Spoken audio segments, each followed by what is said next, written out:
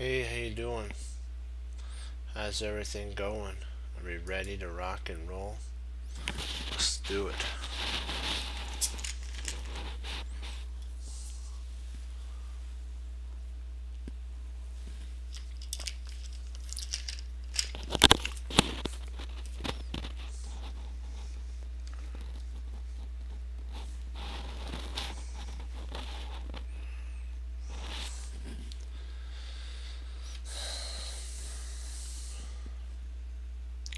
Okay. D4, F5. This is the Dutch defense. We're gonna go over that, and we're learning it as we go. So, knight F3, F6, and then Bishop F4. C3 is a really interesting move. It's a preparation move for later to actually potentially play either d5, potentially b5 is a playable move there too.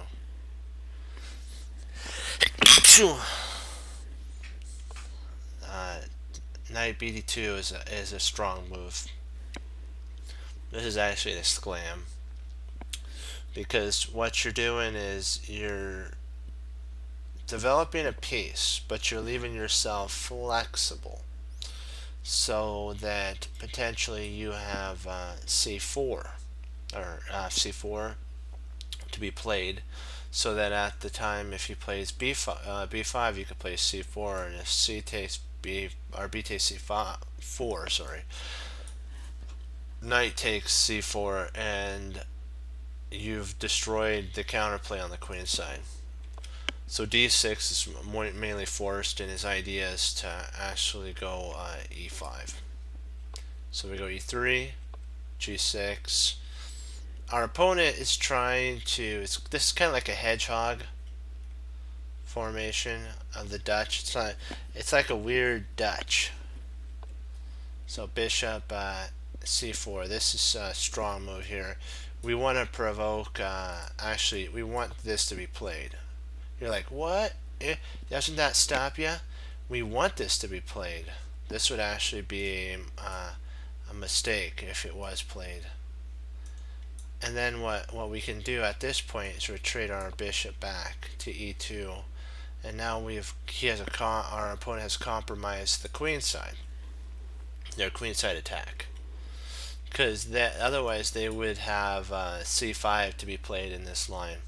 But if they go d5, then they lose their c5 playability. So bishop g7, castles, d5, bishop b3. Now that when they pushed at this point after fianchettoing, this makes their bishop bad and that bishop bad. So both bishops are bad. Ours is not bad because it's outside the pawn chain, but it is kind of trapped right now by his pawns, our opponent's pawns. So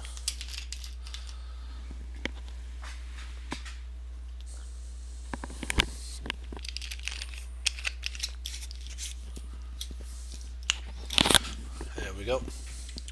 Knight knight bd7, and then c4.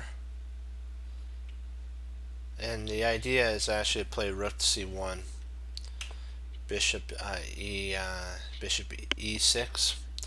This is like a Dutch, but a very unappealing Dutch.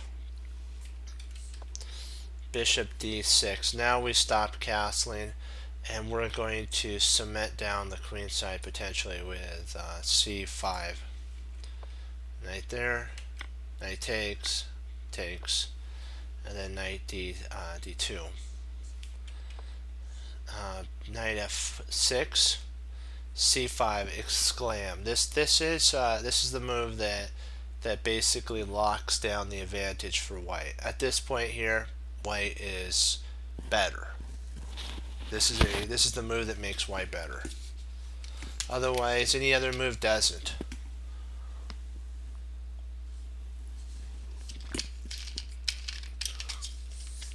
See, this cements it outside of the pawn chain.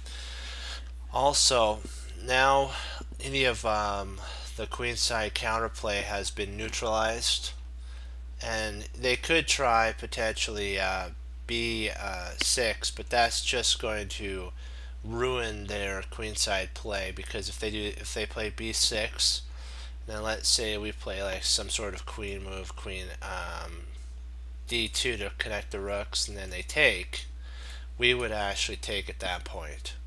And you know what? So we're still keeping this diagonal for our bishop, and we've stopped any counterplay for the queen side. So we're actually doing wonderful here. We take, and he takes. So black has lost castling rights. Black doesn't have any counterplay. No, these two pawns will be able to be held off by these three pawns for white. And black, if black does castle queenside, we have potentially a5, a6, a4, a5, a6, and to just blast open the queenside. So f3. Now we want to take some centralization of our, and so queen takes. Now the knight's pinned. Been lovely to have a bishop, a dark square bishop though.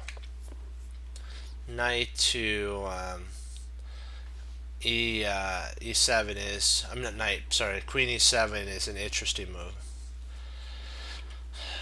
We played the correct move with f4, queen f4. This is a really strong centralization move as well. The idea is to potentially play rook f3, and then rook, and try to make an Alekhine gun. So you could potentially go e4, but knight takes e4, there, king takes, knight takes, d takes, and then go after the pawn. Bishop c7, we take, and then we head towards more of an endgame here. This is more of an endgame, and I prefer white in this line. So I still think white's better here. But if you can keep the pieces on and you're putting the squeeze on your opponent, more the merrier. There's bishop d7 could be played. Our knight d7 with queen g3, rook takes. Now we control the open file, so that's good. Hey, how you doing? e5, knight f3. So he takes, e takes d4, e takes d4. This opens up, so now the queen's in the eye of the attack. So she's in the scope. She's in our scopes of an attack. Knight there, queen e1, knight e4, bishop f4. Not bishop. Sorry, queen f4. Bishop f5, and then g3. Now this is winning here, because what will happen is bishop will have to go to e3, and then now we bring all of our pieces honing down, eyeballing the e4 pawn, e4 square. Castles, bishop takes, pawn takes, queen takes, and now with rook to e8, we just gently, if we were to, just walk out of the way. Just gently go, you know what? Or we could even go all the way back here and say to the bishop, where are you gonna go now, my friend? You're in deep trouble. We've gained a pawn. We're more than willing to protect it. Play a4 and then b4 and say, hello. Remember the extra pawn? Now it's coming into its own. But in this line, we just played queen f4, which is actually the best move. We are keeping the squeeze, and now we're going for the KO. Bishop d7, and there's not a lot of room. we eventually could play against a good bishop versus a bad bishop if we traded off both these knights. So, queen c7. This is a cool tactic. It's using a pin. So bishop c and then g3. We kind of made a move back, and then c7, c, and then queen to e5. Kind of, I think they were trying to gain, I think this might have been a classic game. So they gained 30 seconds each move, so they gained a minute to think. So sometimes they'll repeat moves if they get low in time. You can do that a couple, like 2 times. The third time is considered a draw.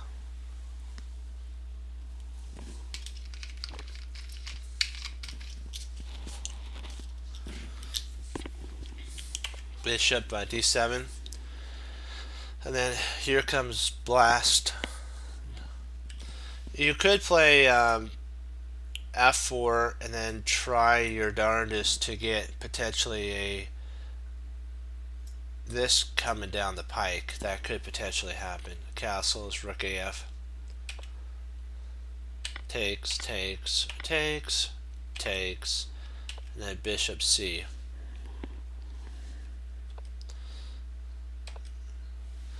And if black was to trade here, white would take back with a very nice position. So almost completely winning. I wouldn't want to play against a bishop versus knight in this scenario, so I'd try to get this knight off the board somehow. So in this type of closed position, well, that's what's going on. So e4 is trying to blast open the center. So that's kind of the idea there. Castle queenside, c takes d, or e takes d, c takes d5, h3, queen or bishop b5, rook f e1, knight to rook d e8,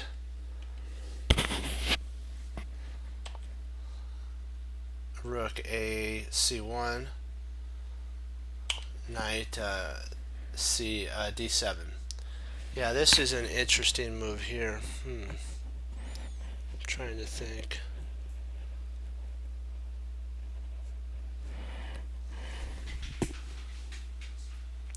So knight d7, this attacks the queen. So the queen's going to have to move back. But this knight really doesn't have any scope, so bishop c6. Knight f3. And potentially we're going to try to jump in.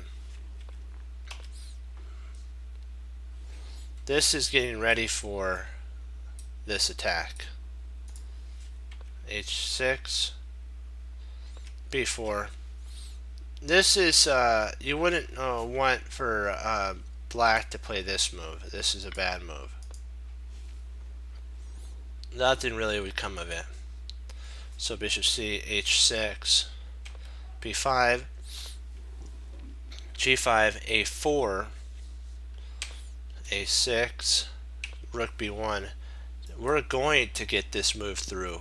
b5 will be ours. It will be ours. We will get b5 through. One way or another, we're going to get b5 through.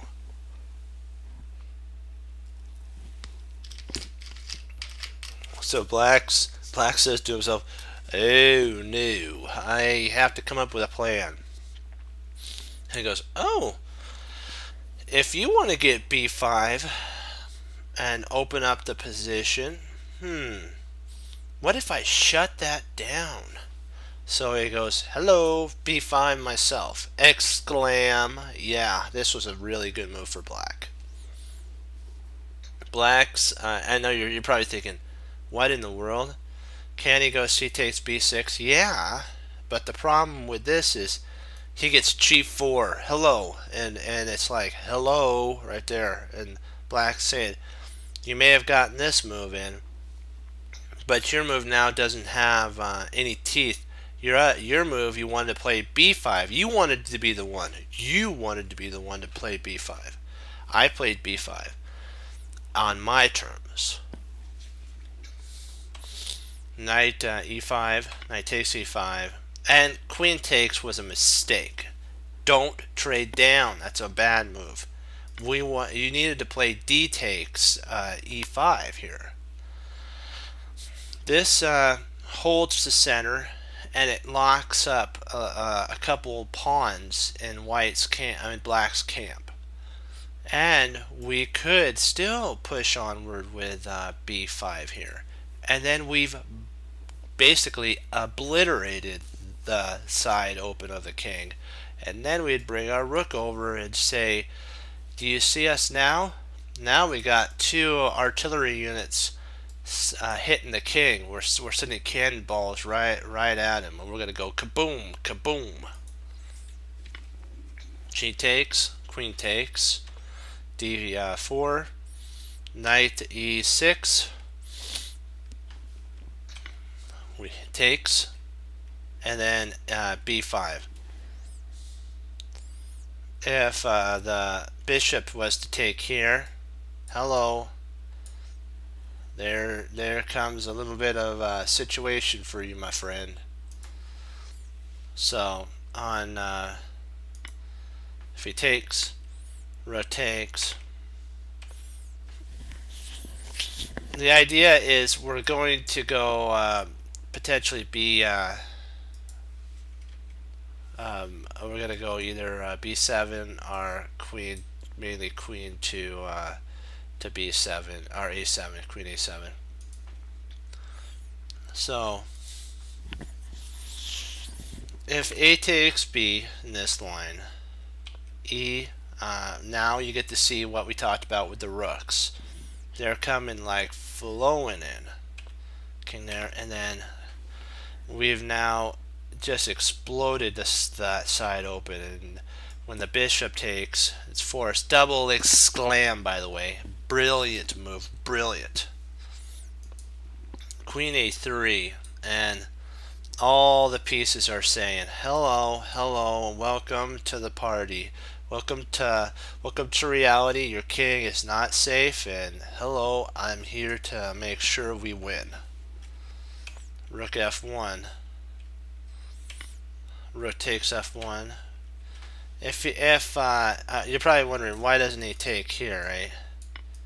King, you don't really have to. You could potentially actually play check if queen takes here. The king comes up, and at this point this is gonna queen, so we just take. And now what we're gonna do is this will queen. So if you're wondering why he didn't take the bishop, take the rook, that's why. Takes.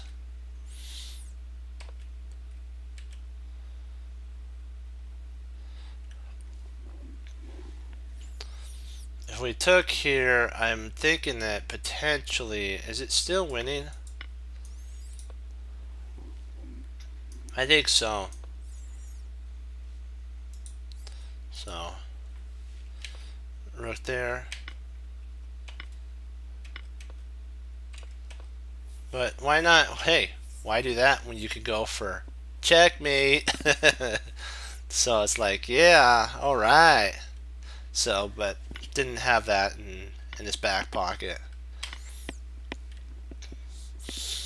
Bishop d3, a5, g4. This is a little tactical trick. Hello. So this would be a double question mark. If you were thinking to win, that's an exclam. That wins a pawn. Good thing you did not think that or play it.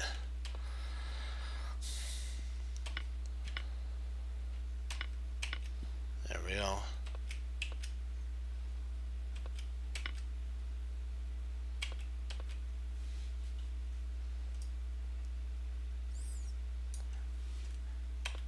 Yeah, rook c8 is a big one. Queen takes, king takes. And now we're just coming up the board. We're actually threatening to play this move here, and then up the board the pawn goes. Rook takes b4. Rook a8, check. Hey, how you doing? B, then there it comes.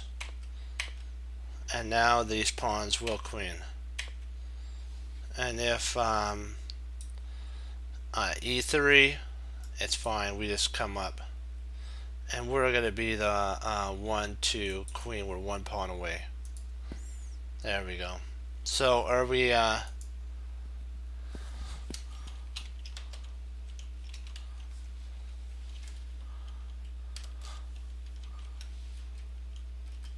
Oops, I have a 7 there for some reason.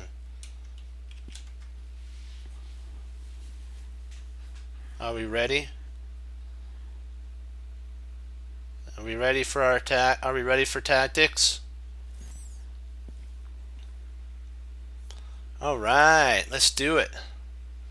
Okay, we went over a Dutch defense with the London system. Yeah.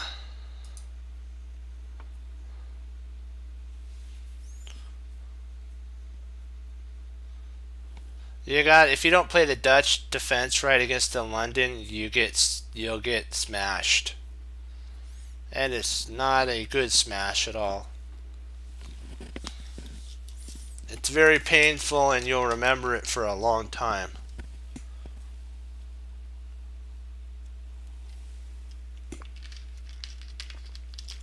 It's all based on whoever can control, and black wants to control the e5 square for the e5 break, and white wants to not let black do that, and also go for knight to. I'm sorry, black wants to I hope I said that right. Black wants to break on e4, and white wants to control e5. That's kind of how it works in the Dutch defense. And if black can do that, then black's got a really good game. Okay, let's see here. Alrighty.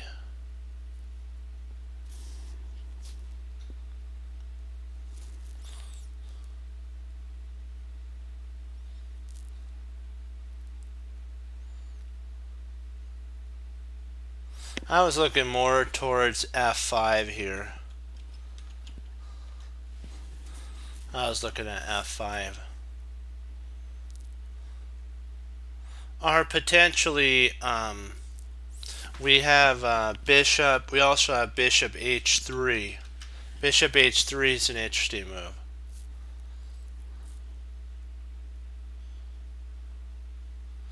Bishop h3,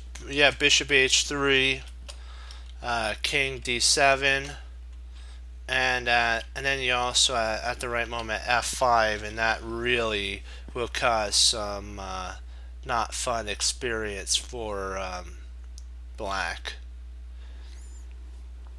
Yeah, he'll be in.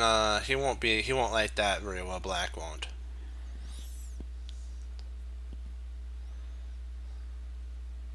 Oh, that's an idea too.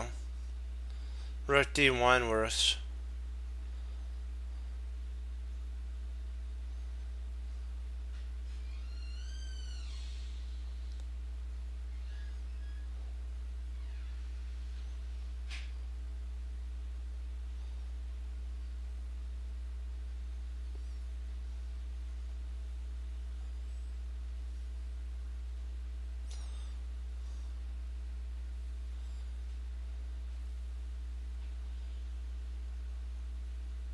Let's see. I'm trying to figure out, does he have a defense against rook to d1?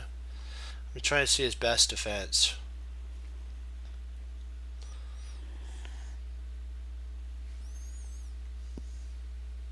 Maybe king b8. I'm thinking that if rook d1, probably king b8 would be his best defense.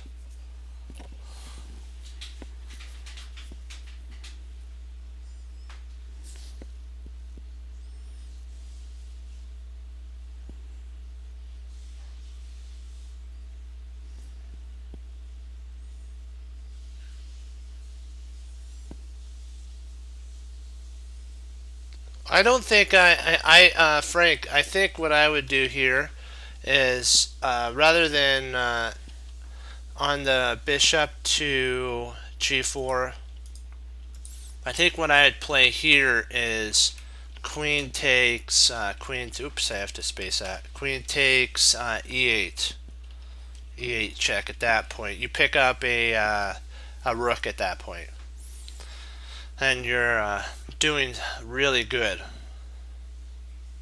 You're up a whole piece at that point, and it's not going to be fun. It's actually, I believe, mate.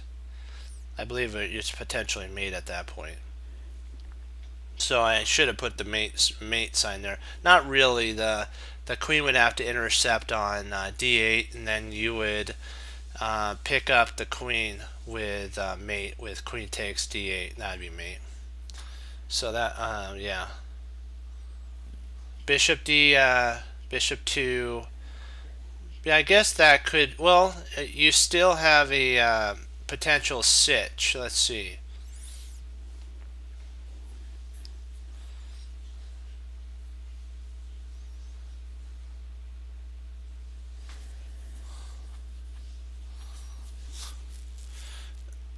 Let's see. Bishop d7.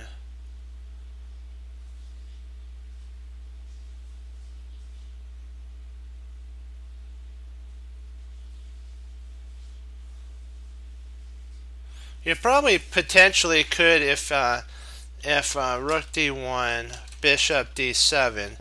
You probably have bishop h3 at that point. That pins the bishop to the king, and the bishop would then have to take, and therefore after taking, well, I guess maybe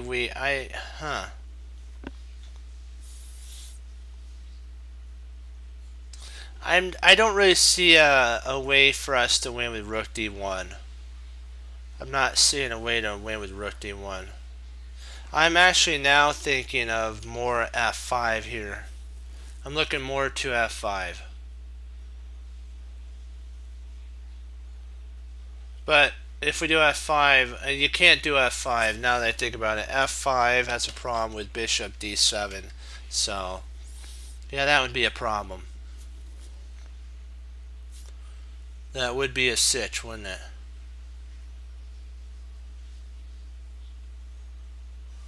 Huh.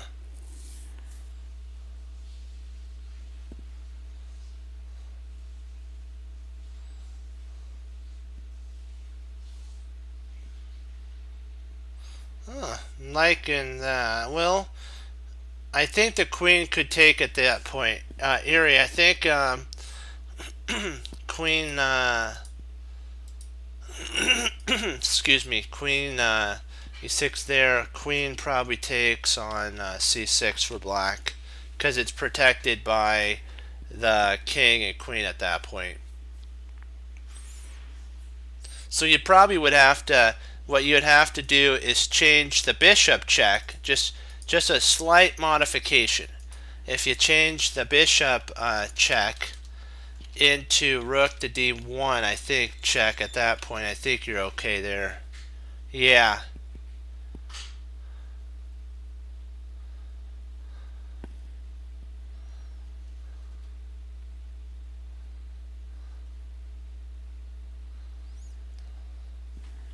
So you're saying that, hold on, let me see. You're saying if queen takes, that you're going to play rook d1, rook d1 check.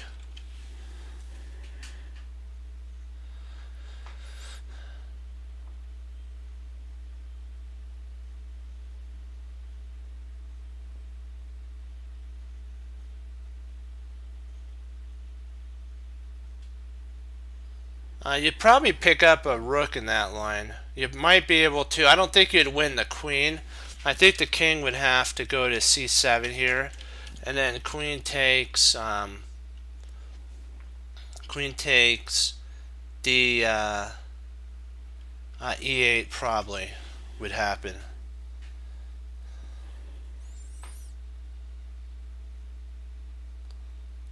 Oh, I see that.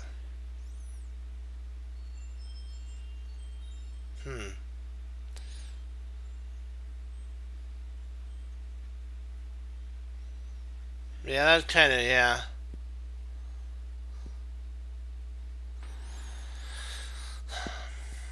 Let's see here.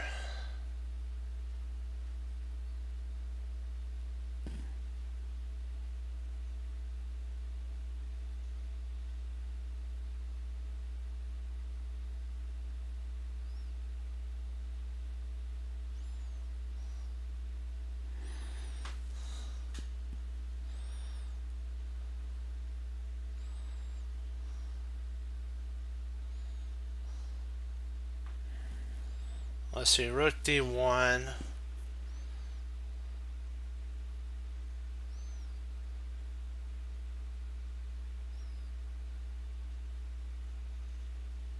Yeah, I think you are right about rook d1 here. Yeah.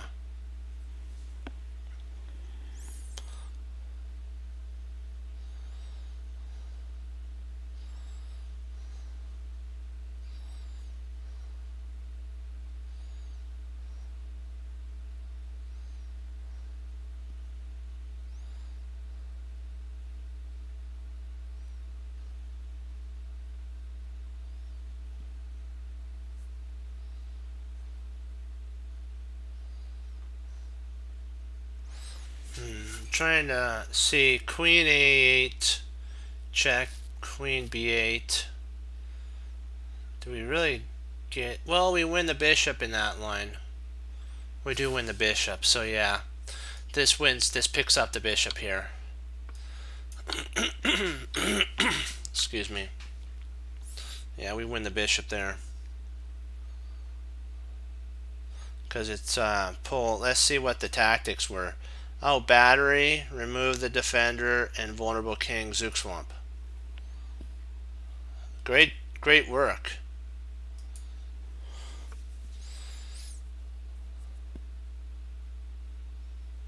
That was a good find there. Just had to find we have to find the right continuation and all that. It's not a mate, it's a win of a bishop, and that's worth it right there.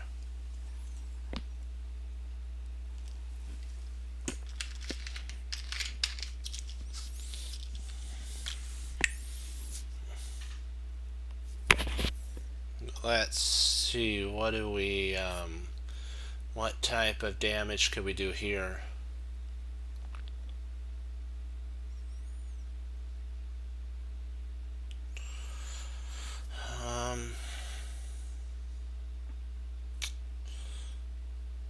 In the Aikido principle, the pawn on h3 is weak, so in theory we could potentially go after that.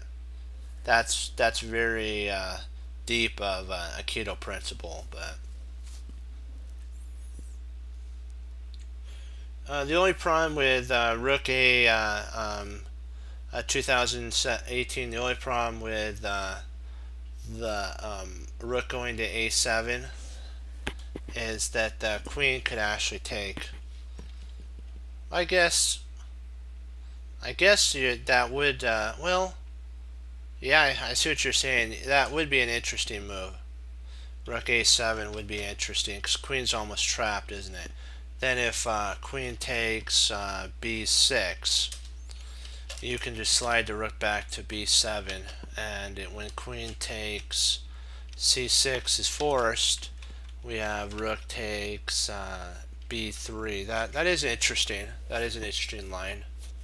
We'll have to keep that in consideration because we're just going to do a quick look through. I really don't see any way we can take advantage of that knight there. So I'm leaning more towards 2018's rook move.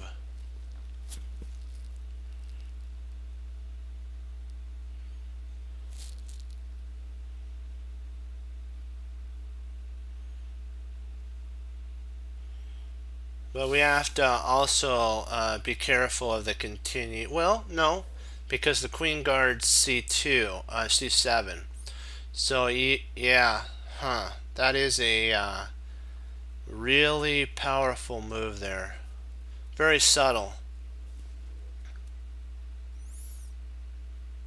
Yeah, I'm thinking I'm gonna go with that idea. I really like that idea. Rook a7 actually is the winning move. There's nothing really White could do. White's so locked up. Well, I guess he could take with the rook. So maybe I'm. Hold on. I have to consider that. Hold on. 1 second. 1 second.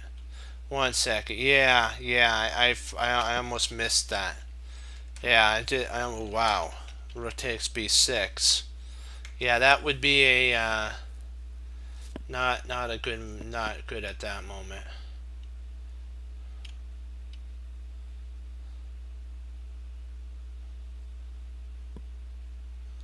Well, you could potentially, if you did that, potentially rook a7, rook takes b6, and then rook to our queen a7, and I believe we might actually be winning the queen in that line.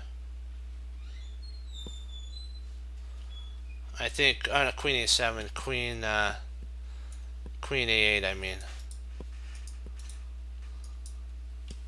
queen a8. Sorry. So I still think it works, and we actually pick up a queen in that line. So rook takes f6 is actually a mistake in that line. I think it might even be a blunder, slight blunder. It's not that you didn't do anything. I'm just saying that it would lose a queen. So I'm still thinking rook a7 wins.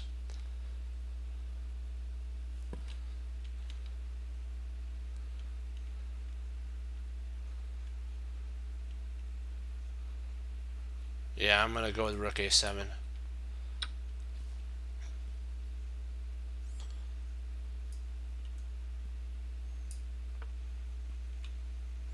Because the other line actually loses a piece. See, if we played here, you just move your rook over, and you're actually winning. Rook takes is actually forced, and you've won basically a bishop and rook and a pawn for the queen.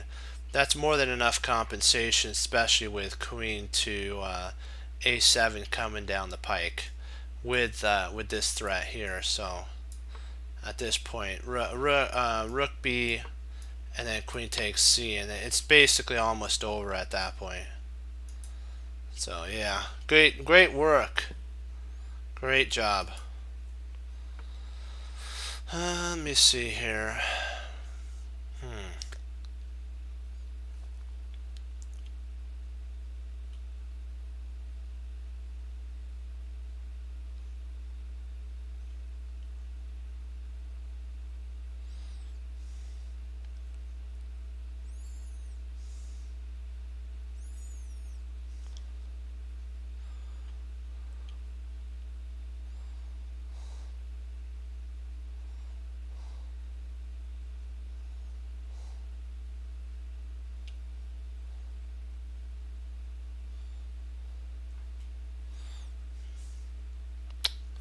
I'm looking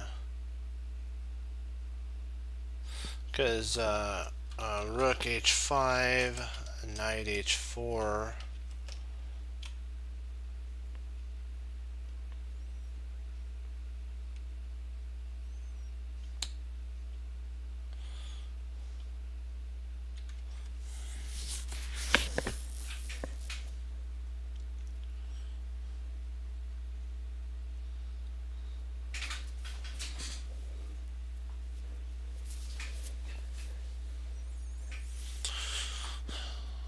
see, what could we actually do in that line? Let's see, if we played bishop takes, the queen would take the rook at that point. So we'd actually have to play rook takes knight, and then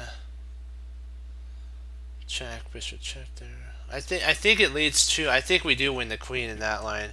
Rook h5. I just had to take a look. Knight h4. Rook takes.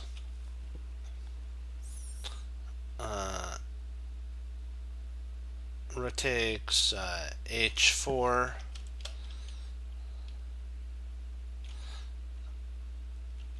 G takes h4. Queen takes h4. Check. King to g1. Bishop d4 check. King to f1.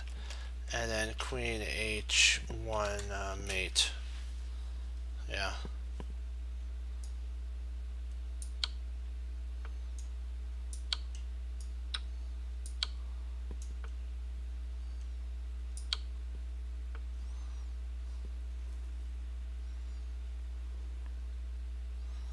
And now, what would you play here? Of course. Nope. Yes, because that's pinned. I forgot. We can actually take this. When the king comes back, we grab the queen. There we go. Yep. Because it's pinned, and when the king moves, we got him. And I'll show you the mate. I'll show you the mate. What happens is, the reason it's 17% is that one of the players took the queen with the bishop and the rook took back. So you can't do that.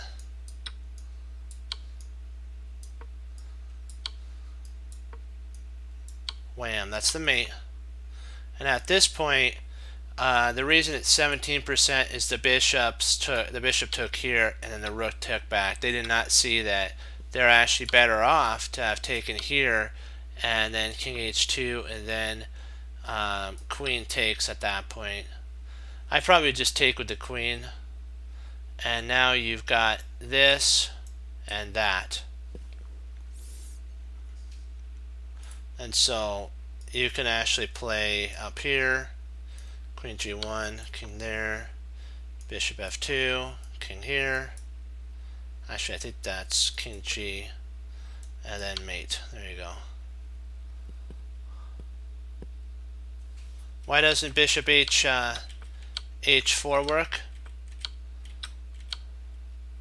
I'll give you a I'm gonna propose.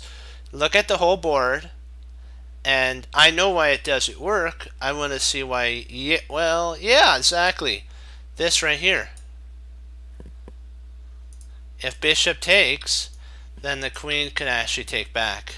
Yeah. See, I ask those questions when when I'm like, why doesn't this puzzle work? I go to this board here, the analyze board, and I work through it. And why it doesn't work is because of this. This is hanging. Yeah. Hey, you know what? There's no hey, remember, no mistakes. There's only learning. Well, I guess there are mistakes, but we learn from our mistakes so that we improve, and that's how we get better. Alrighty then. Let's see, what do we got here?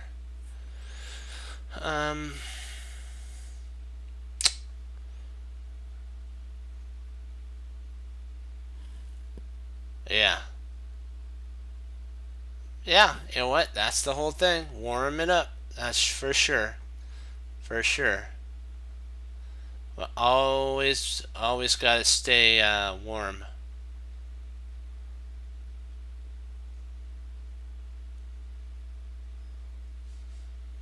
Let me see. Which knight do we want to check with? We got mate. Knight e8. Knight e8. Check. Oh, nope. Sorry. We have to move our king first. Well, if we move the king, then we lose the knight. Drat. What am I missing here?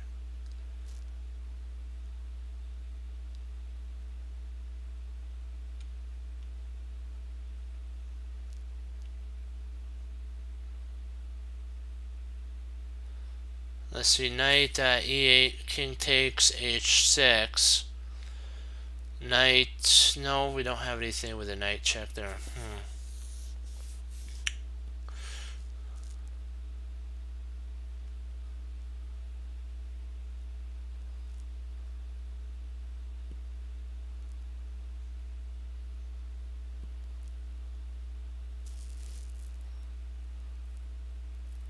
I think we're still okay with queen. I think we're still okay with king g5 here. Well, if we go king g5, he's got bishop check. We don't want to do that. Which knight though? You have to pick the right. Choose wisely the knights. You must choose wisely. Because there's only one right knight move. One.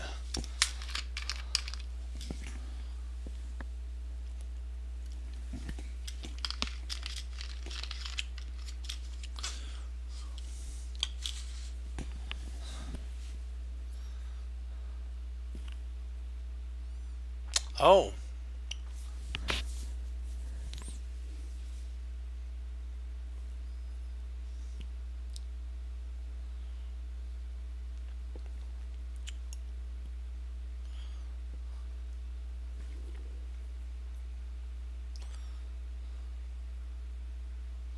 Do you have a line that actually goes with it though?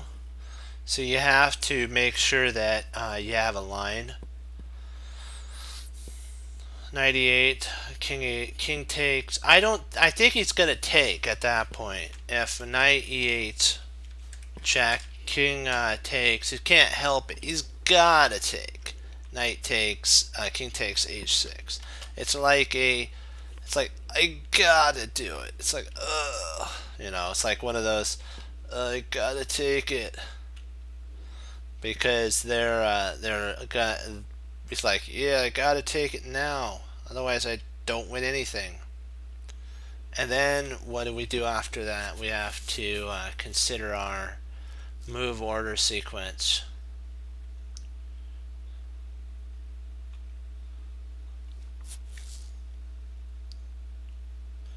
What's the continuation after that? We have to figure out.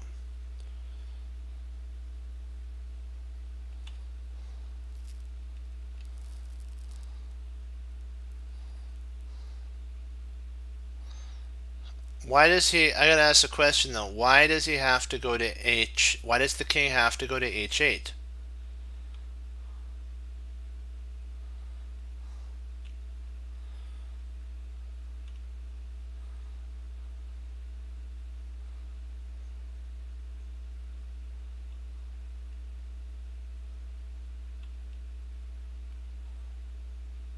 Well, he can just at that point take it, can he?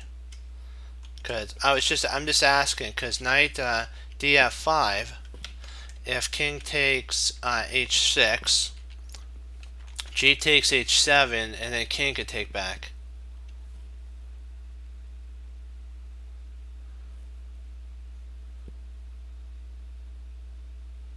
Oh, df5. So you're wanting to go knight df5. Okay, actually, king could actually advance up further. Okay, king. Okay, gotcha. Knight takes. I got you. Knight. So knight df5. He actually has king potentially could go to f6 at that point. He could go to f6 if he wanted to. Sorry, I thought you were talking about e8. My mind was on knight e8.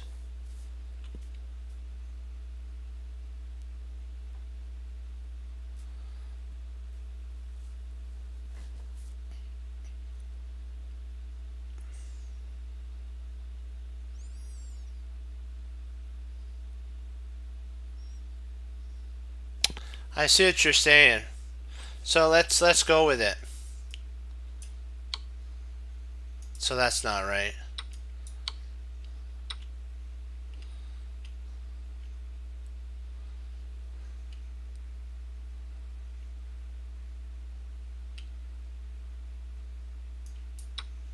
No, that's not right either. So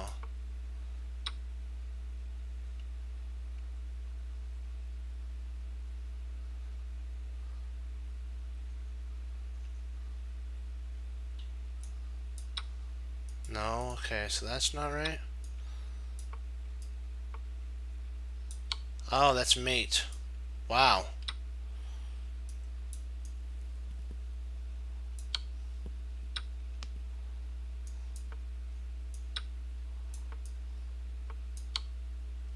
Okay. Interesting.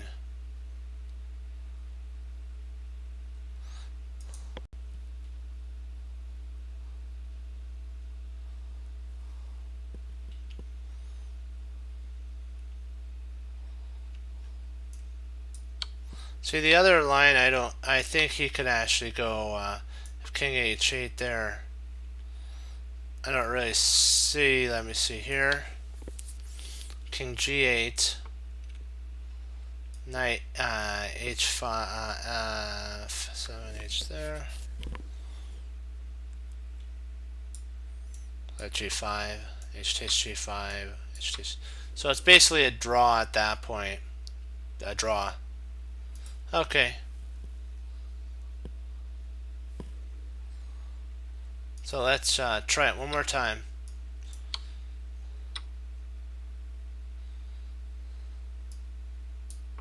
Oh, sorry, my bad there. Let's try it one more time. We got to get it right so that we it goes into our mind.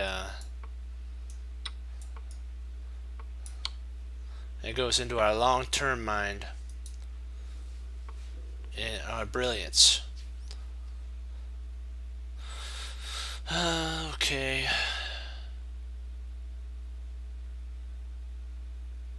So G6.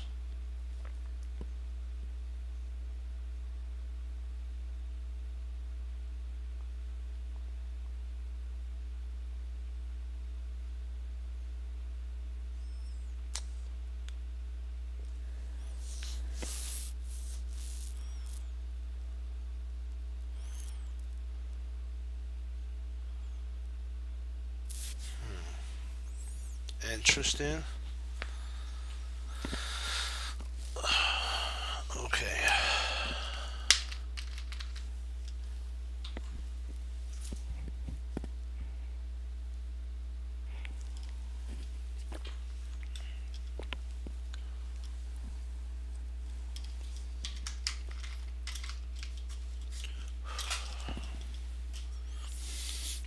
Okay.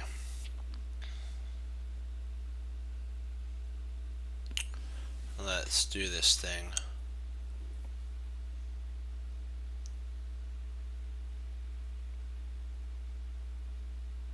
Yeah, that is the right move, I believe. Let me see. Rook f4.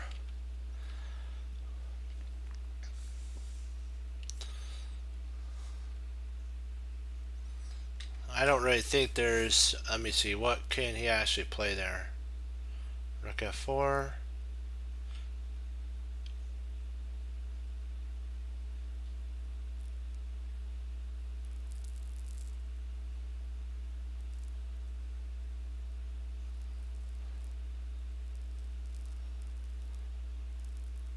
He has to give up the knight. So rook f4, knight f2 check, and rook takes f2 is their best line.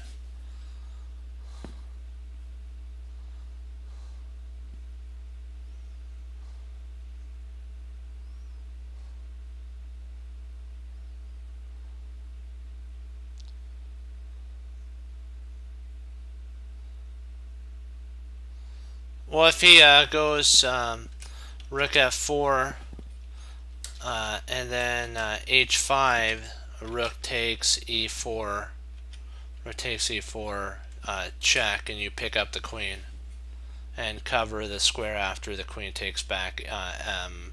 You cover f2.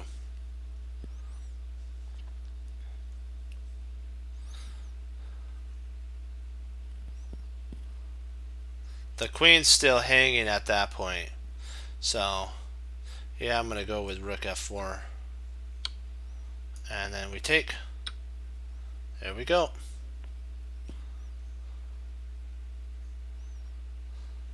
Because h5 is actually the move that most players would play. Because you have to remember that this actually comes to pass at that point. And bishop e7, and then you just take the queen, and you're up a whole piece. You're up basically everything, yeah. What's wrong with rook takes f8?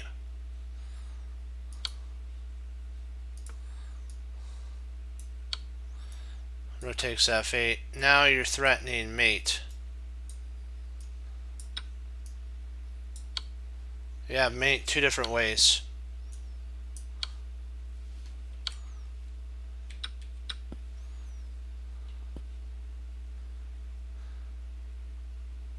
So not to worry. Not to worry. 18%. Surprisingly, I thought there'd be I thought more would find that move. That's surprising that 18% only found that.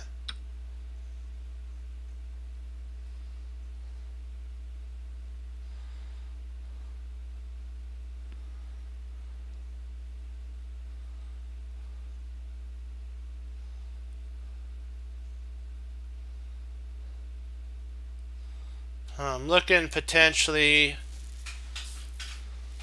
king to d6 is an interesting move.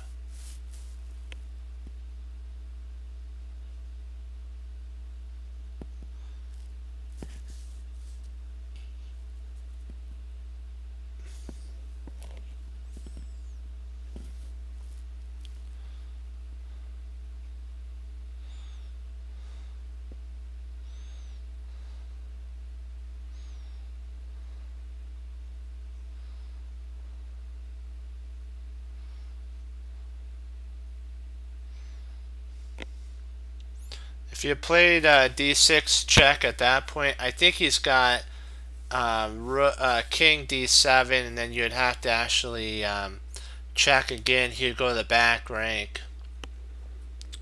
So potentially, maybe that's a forcing line. That might be a more forcing line.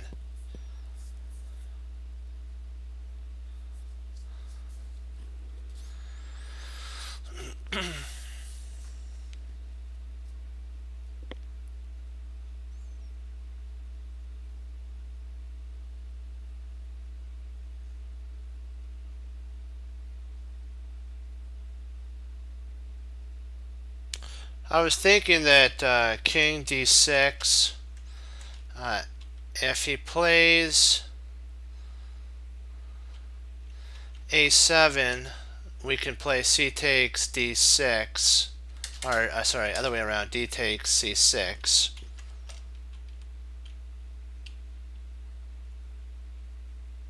And now he's in a really world of hurt.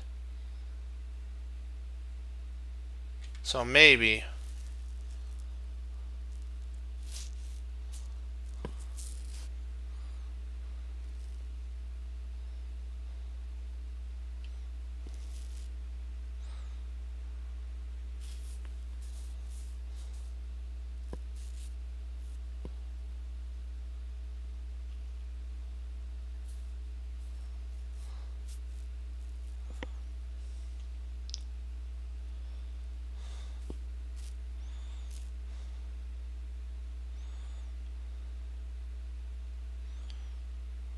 So rook h8, check, king c7, d6, king d7, rook h7, king e8, king e6.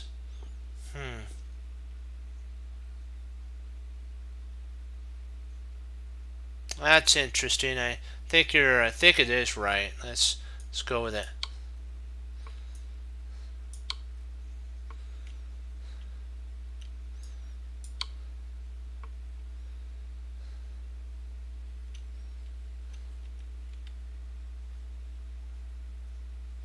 And now we can go king to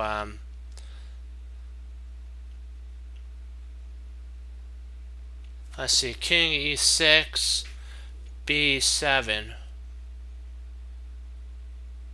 So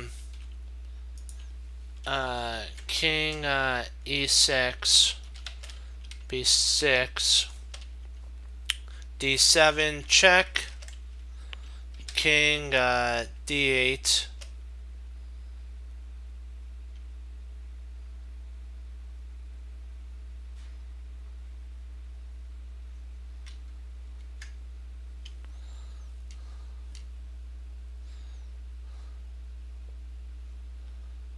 Well, there could be king e6, b6, king c7 is playable.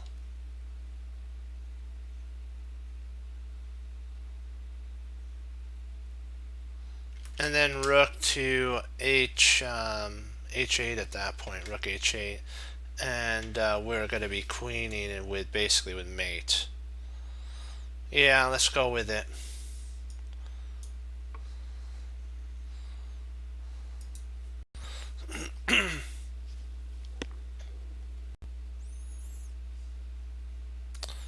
Nice find there. See here, here, here, here, here, here, king there, and let's see, what could he actually do? b6 is forced, so we were right.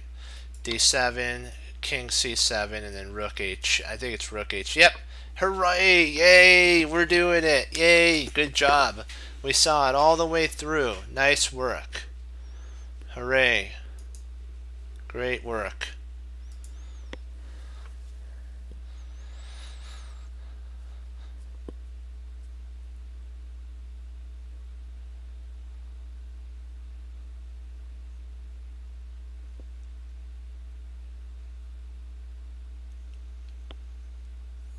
Trying to think, which bishop side do we want to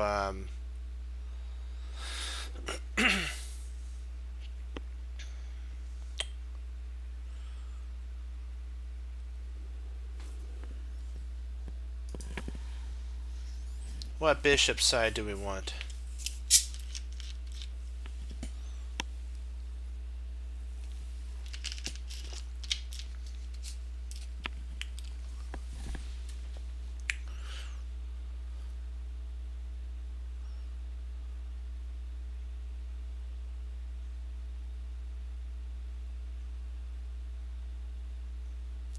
So queen takes pawn. I think so too. I was looking at, because it doesn't look like either bishop has a sitch. Yeah. I think we've seen this one before.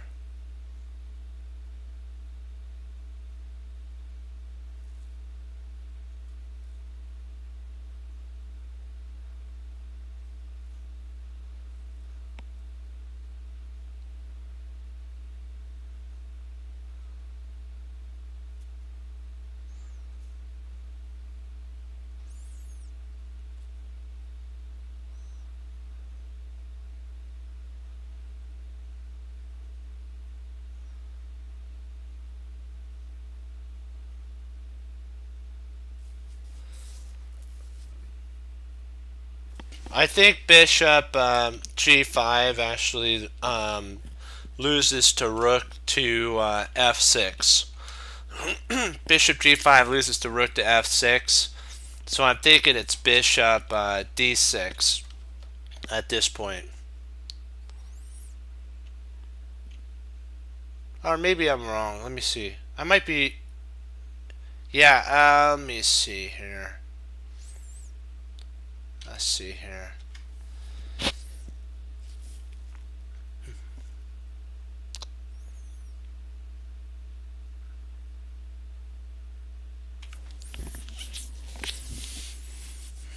Let's see, queen, yeah, I think it's the most, let's see, queen takes g6. So yeah, I think either bishop move,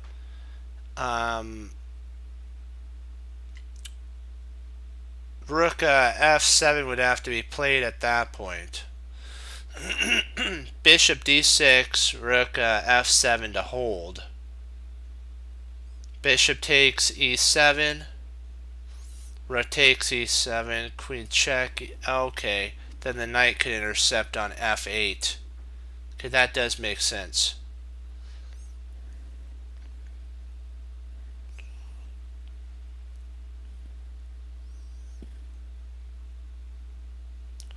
Queen g6 check. Rook f7.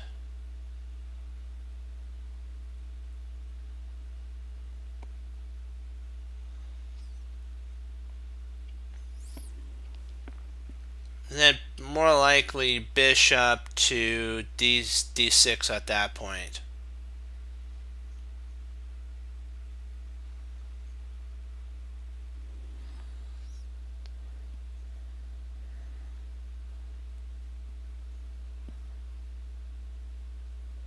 Yeah, I think this is the idea here. Excuse me. Queen takes g6, check. Rook f7. Then bishop to d6, and I think that wins the queen or the bishop at least. But we're down a bishop though, aren't we?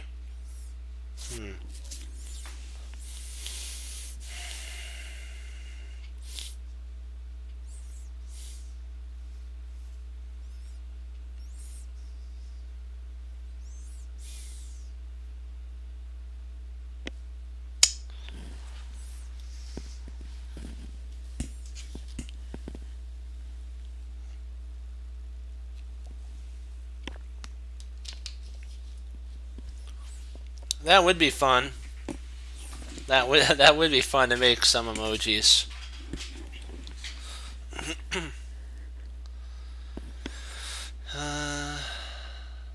Oh, yeah. Sorry about that. I remember now. Bishop c7. Bishop c7 wins the queen.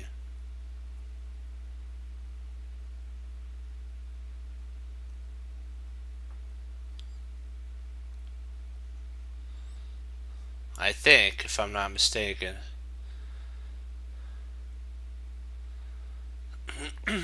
Trying to see bishop c7, rook f8, there, check.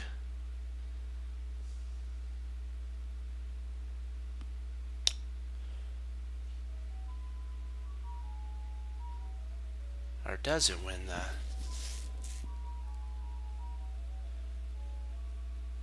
See bishop c7.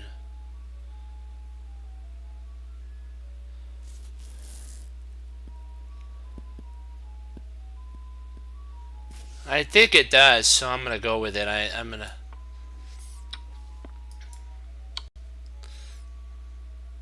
Yeah.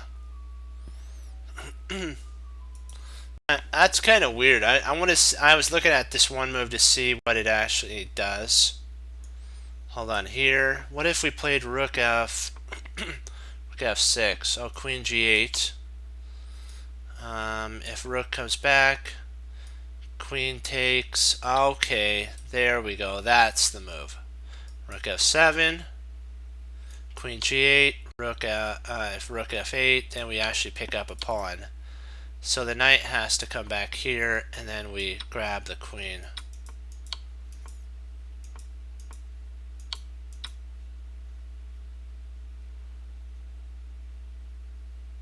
So bishop f7, and then we just grab the queen at that point. Wow, it's a it's a subtle move there. That was interesting. 47% see that. Wow.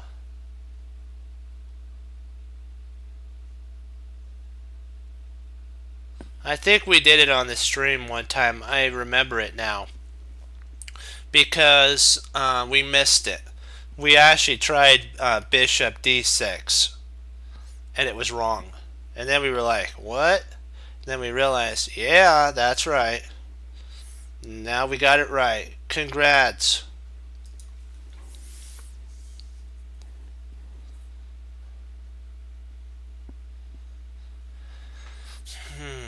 Okie dokie. Excuse me, let me see here.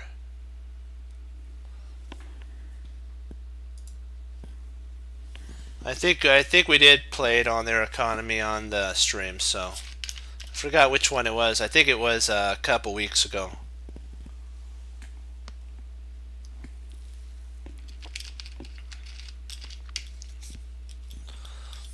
They usually fluctuate these every couple weeks because we do some, it cycles. They have them for certain levels. Can't wait till we break 2400. Stay there. Then we get some good ones. Not that these aren't good, but I mean, we get some fresh new ones, and we get to go, huh, I wonder what those are.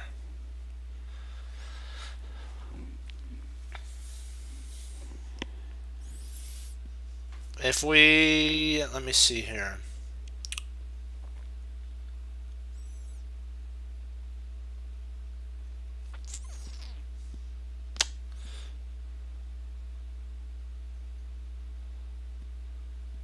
Trying to see if we can't get a Morphe's mate with Queen to Rook H8. See, I want my Rook to end up on Rook H8 mate.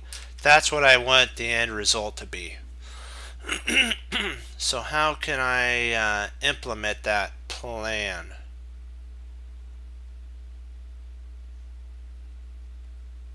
Let's see if we play H takes G6.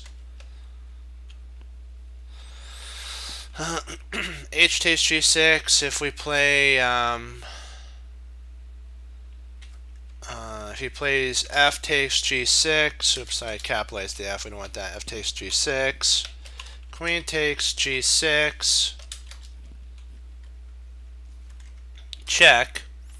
King would have to go to H8.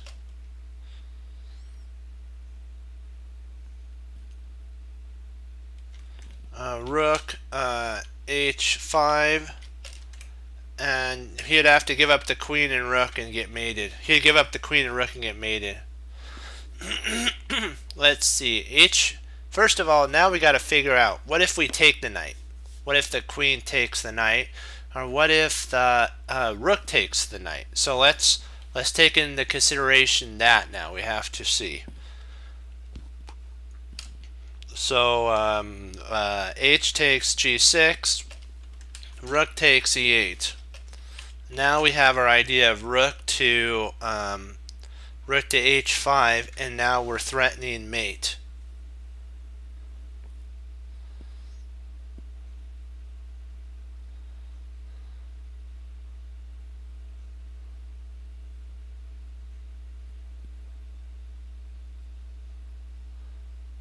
All right, how you doing?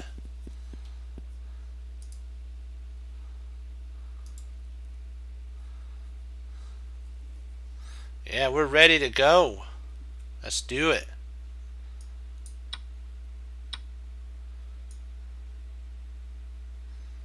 Wait a second. I don't know if that's right. Hold on. Hold on. I'm missing something here. Hold on. Rook H8. Rook H. That doesn't work. Uh-oh. That would have been a bad move. We're missing something here.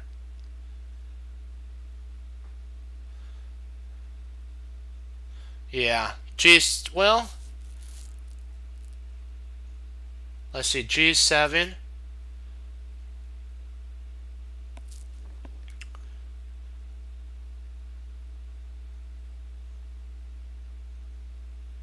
G7, and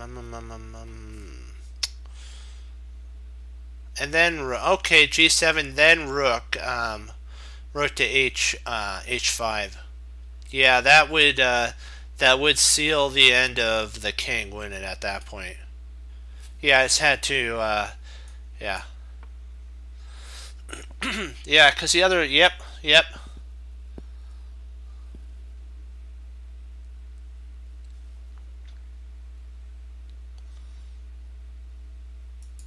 Yeah, he has to play that at that point, and then we're up a yeah, here this actually loses to queen to G7, so we lose there. Here, if Rook takes, G takes, and then king takes and queen takes. So I'm trying to see. I think queen e7 is the queen e7's the move. And at this point, now we're threatening mate. So f6, we take, and then h. Oops, sorry, I got to turn into a queen, and then we get this. We get the old-fashioned box. I call it the box attack. Nice work. Good thing we took a second and reconsidered. We would have lost that one. That would have been sad. Let's keep on going.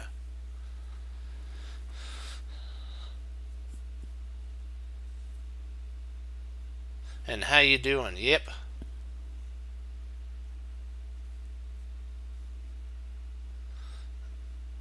Yeah. Let me see here.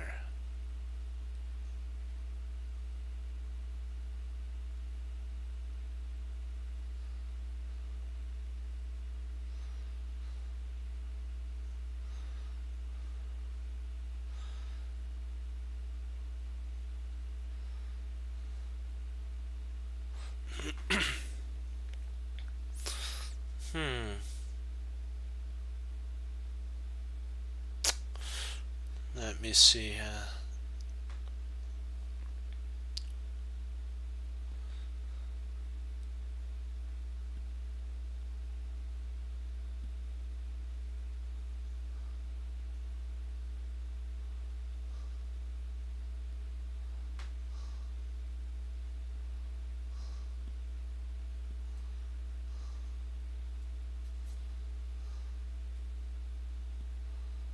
That's what I was looking at. I'm trying to see if it actually comes to pass, though.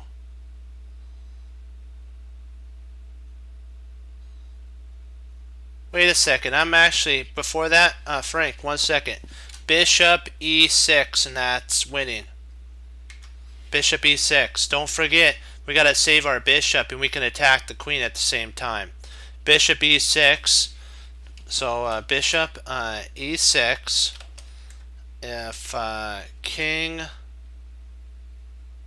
or if queen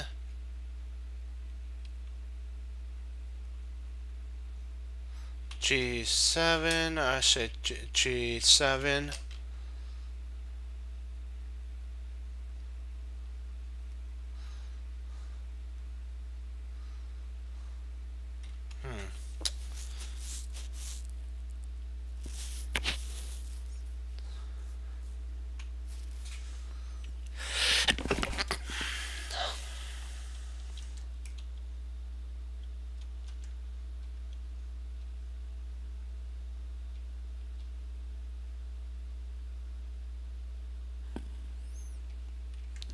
So what do you guys think? Bishop e7? Bishop e6, I mean.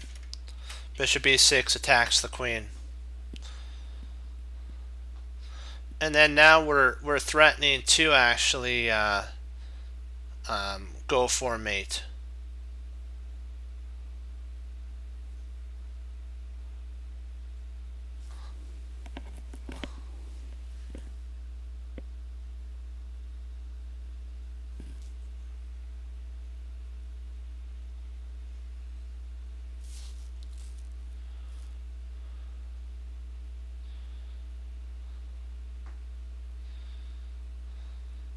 Bishop e2.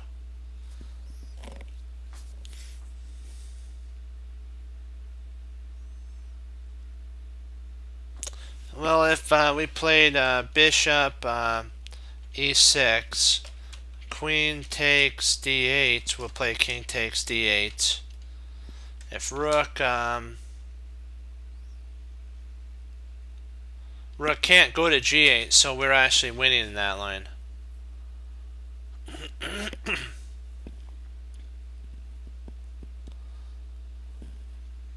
What queen takes c2? Oh, queen takes b2.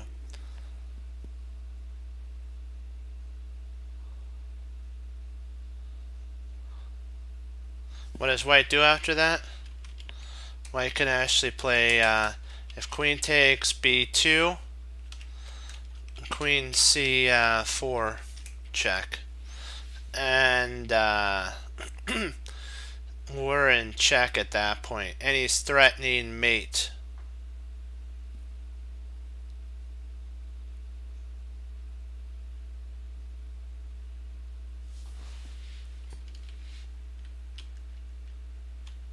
We have rook g7 at that point, check. And then he just starts clamping down on us, and eventually he's gonna win. I believe it's bishop e6 in this line. I'm believing that's the move. That stops all of the checks and everything. So he'd be losing at this point if we did that. Bishop e6, queen g7.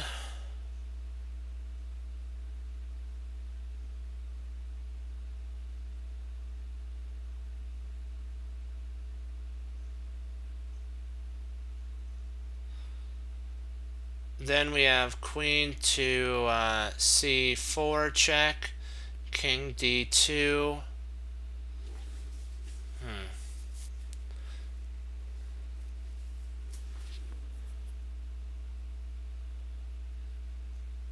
And then king d2, queen e2 check, king would have to go back to c1, and then queen e1 mate. Yep, that is right.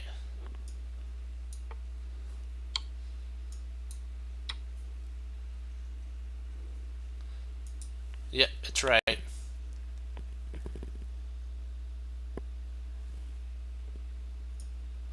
If queen comes up here, this loses on the spot to mate in 4. There we go. Hoorah! Yeah, great job. Nice work. And if you're wondering, you're probably wondering why queen b2 takes doesn't work, right? It's because of this here. Queen c4. And white's the one with mate. Rook g, king d7, queen d5, king e7, rook g2, king f8, and then mate. There you go. That's mate.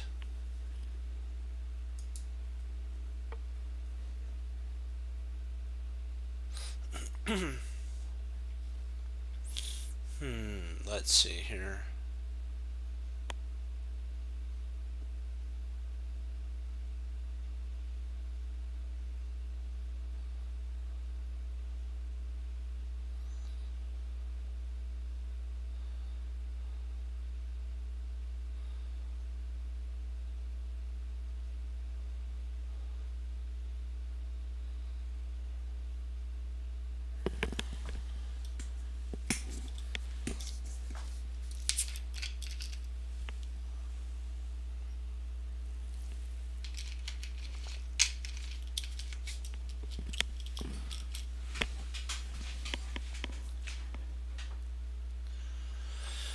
Let me see.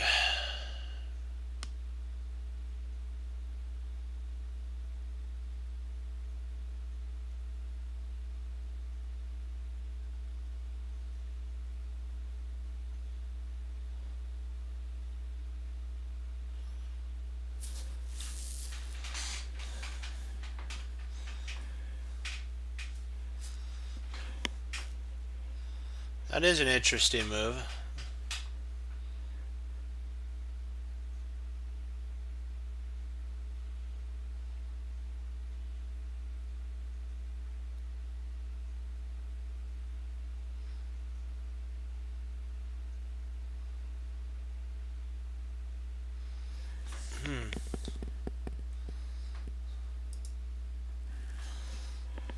Well, excellent. So you're using your long-term brilliance mind. So that's why you can see it. It's because of that. You have to there. If queen a1, rook c1, c1 takes,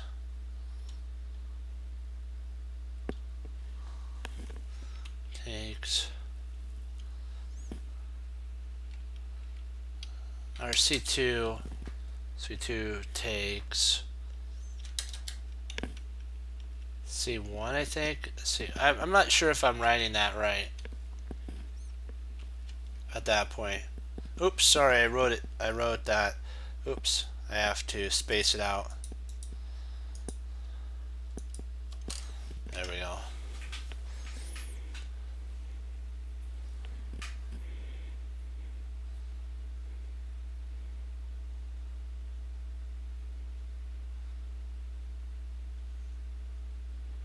I think it's CC to something like that. I'm not sure how that actually works. But I believe you're 100% right on rook c2, because there's really nothing that he can do at that point.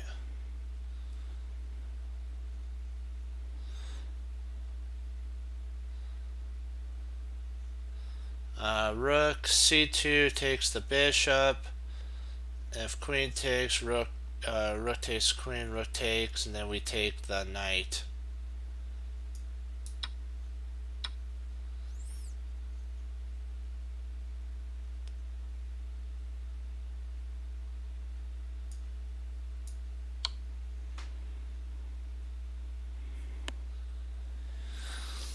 Yeah, this is the interesting line. I'll show you how basically we win the whole entire house if the queen takes. Oops, if the queen takes, we win the whole entire house. There you go.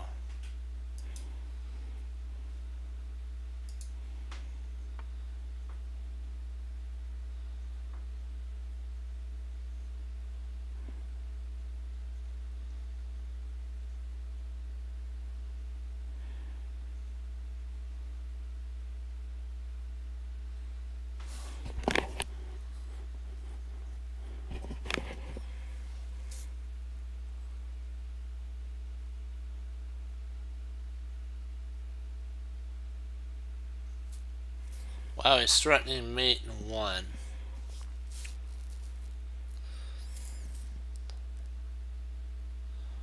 So with queen a2.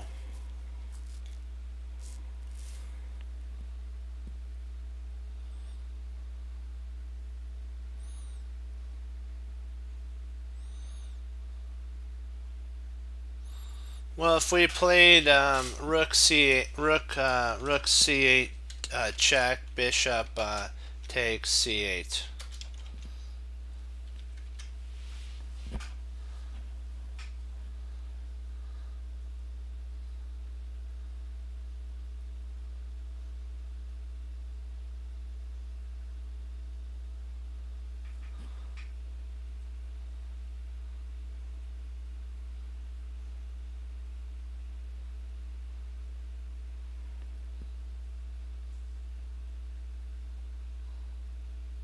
That makes sense. It looks like a game that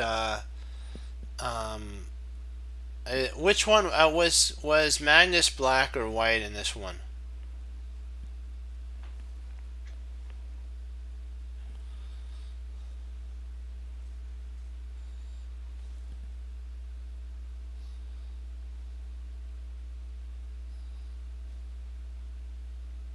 Makes sense because he has the two rooks.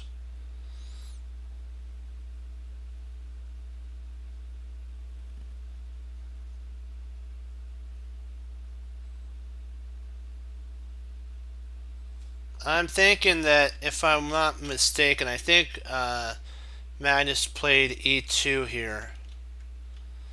I think he played e2. I think I may be wrong. I'm not, and then there was a pin of bishop f3.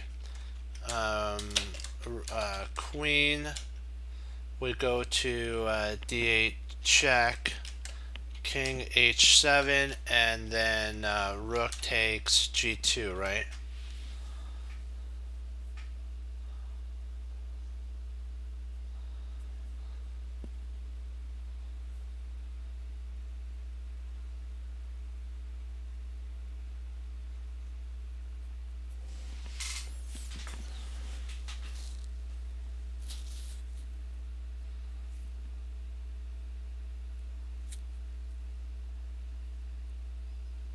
Or is it rook c? I'm wondering if it's not rook c2. I'm trying to see if it's not rook c2. Rook c2 might be the move, because otherwise the queen would get a check on g1, and we don't want that to happen. Black's queen would, and potentially a perpetual.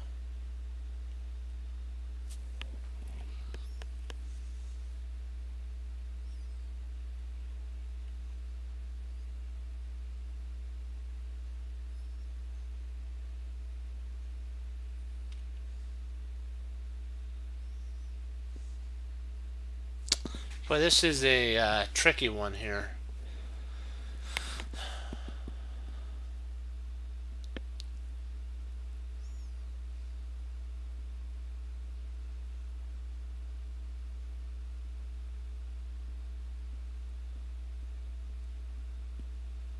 Oh, wait a second. What am I thinking? This is an easy one. That's funny of me. Queen d8 check. That is funny. King h7. Rook h3 check. What was I thinking? That is funny. King g6.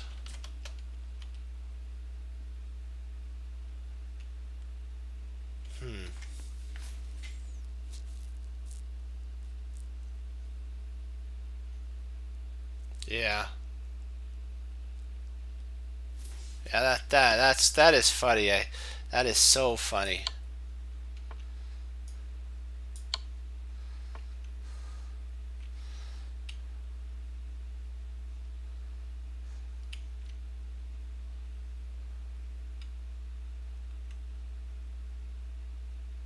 Trying to remember if we don't play rook takes e6 here. Oh wait, let me see. Queen check.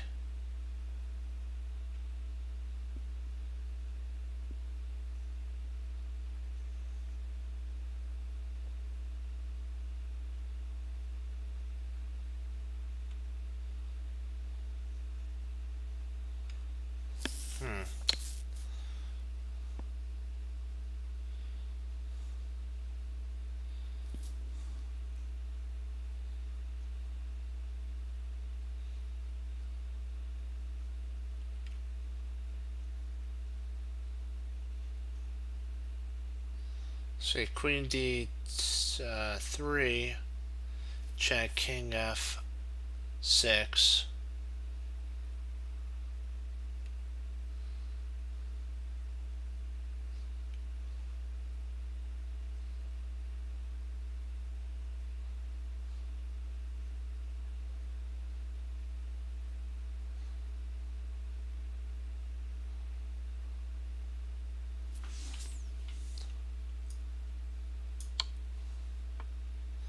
And I gotta figure out which rook to actually do it with, though.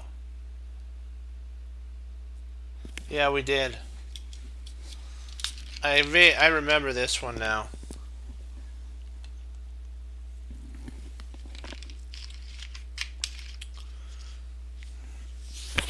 We can't play rook f3 because the bishop takes, so that's out of the question. So let's see here.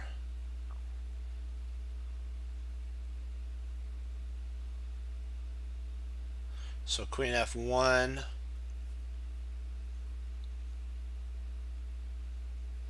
King e7.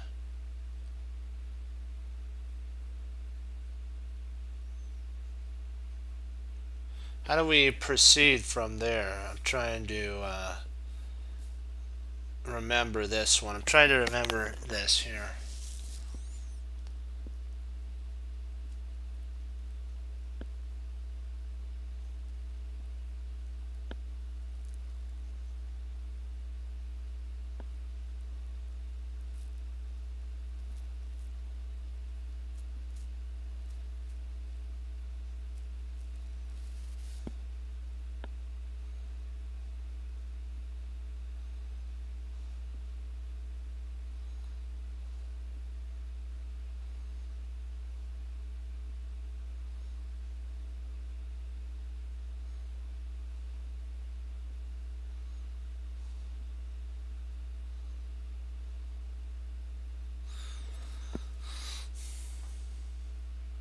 Oh, rook f3. Okay, rook f3.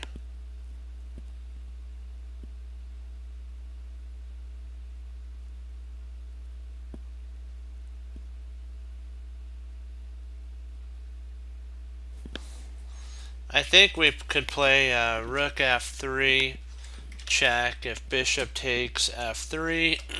Excuse me. Queen takes f3 check. King, if it goes to g6, we play queen takes g2.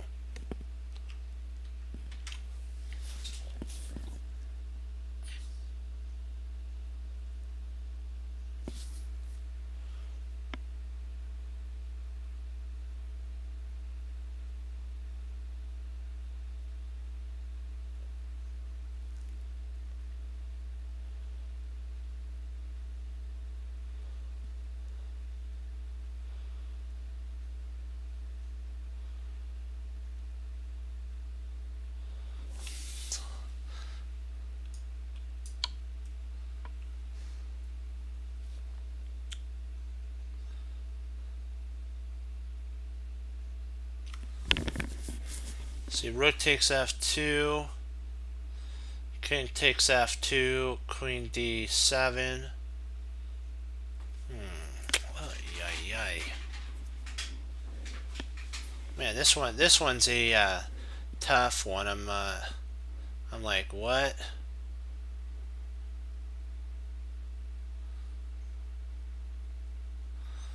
Rook takes f2, king takes f2, queen d7, king f6, rook f1,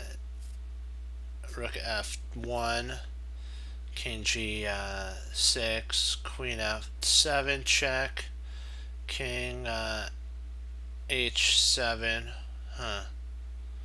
I'm missing something here.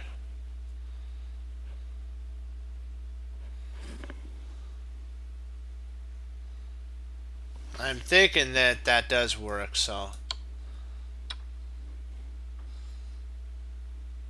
let me see here. Let's reroute that. Queen d7 check, king if king goes to f8, rook f1, king g8, queen e7 e8 check, king h2, queen h5 check, king h2. Boy, I'm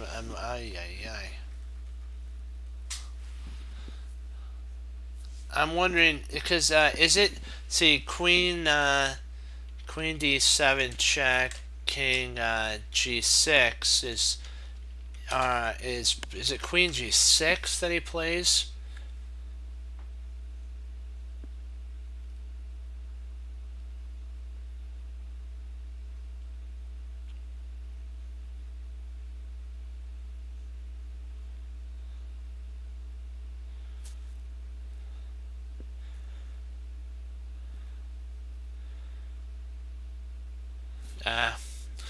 Yeah, let's just go with it. Yeah, it leads to mate. Smack. No, oh, wait a second. Did I miss something? Queen takes.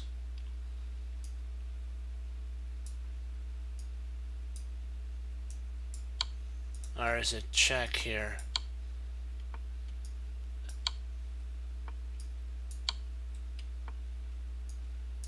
Okay. Darn it.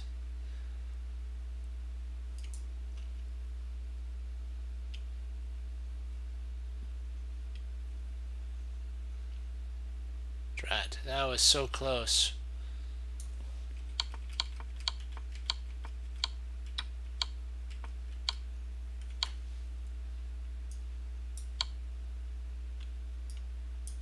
Because there's no check here after that. We don't have a check. I should have seen that.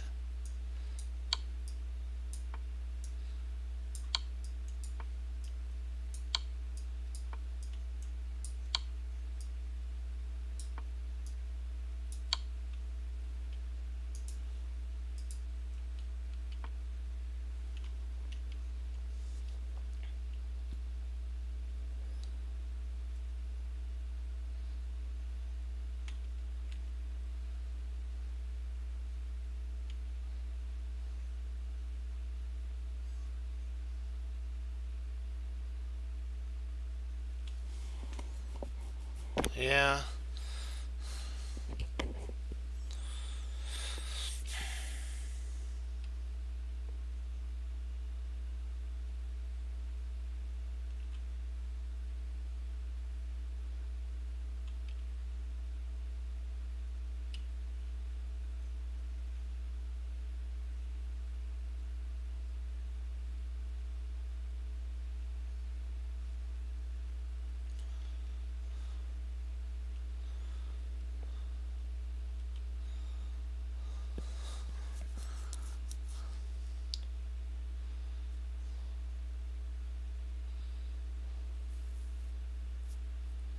Yeah, queen takes, you have to check out all the, like, queen takes e5 is an interesting idea. Check. That's one. Queen f8 potentially is one too. Check. And then queen g8. Check. Queen takes g8 and then king takes g8. Maybe that's it. I'm not sure. We can't take the pawn because we're pinned. Bishop's pinned.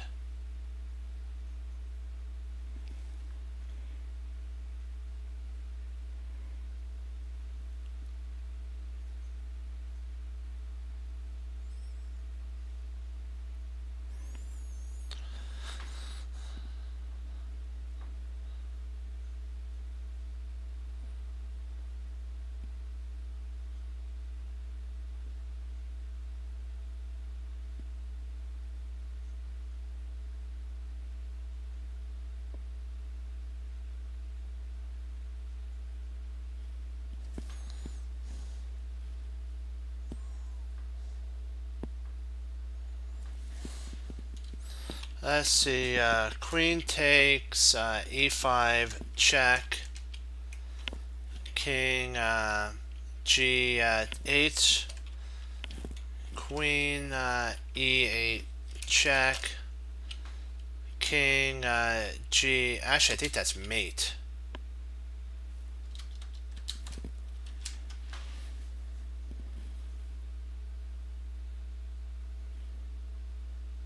Queen takes e5. Check.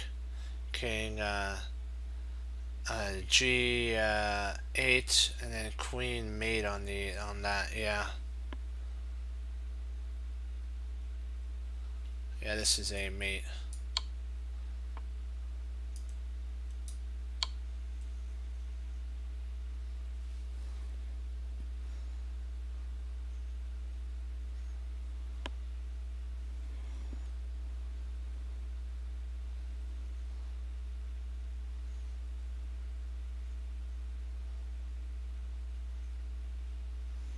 Let's see how we doing on time. I think I have enough time for one more. Yeah, I got enough time for one or two more. All depends on how long it is.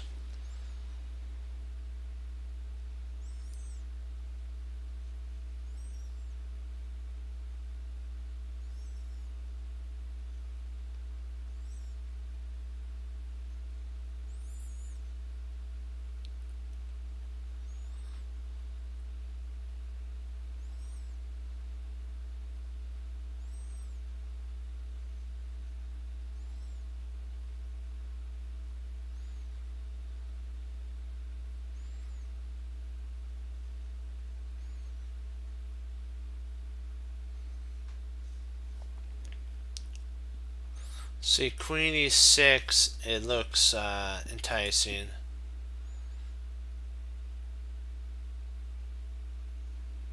Interesting. That does threaten mate on h1.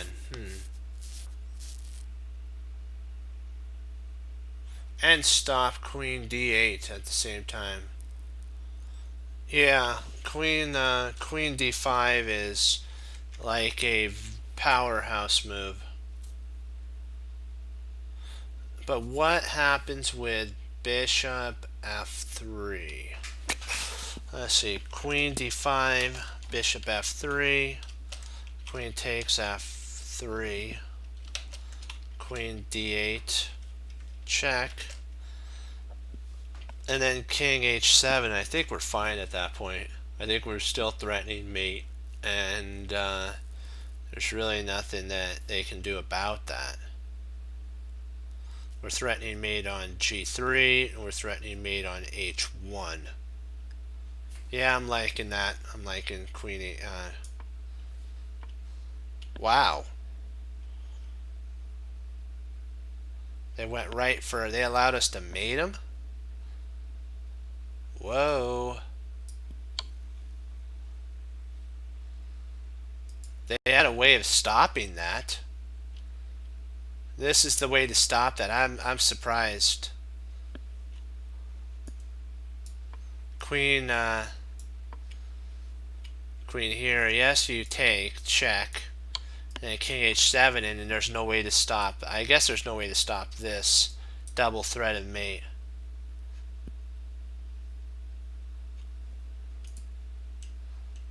Yeah, that was kind of crazy right there.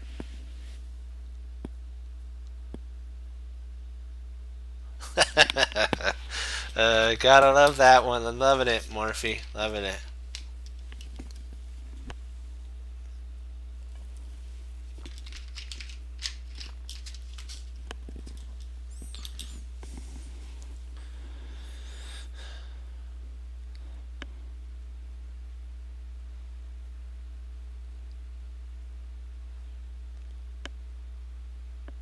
Ooh, the queen's trapped. I feel a trap. Yeah, knight f4. Hello, yes. I'm feeling that.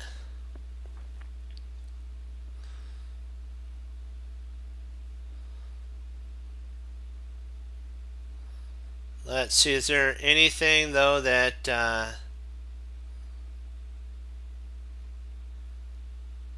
he can do? Let's see, knight f6, check.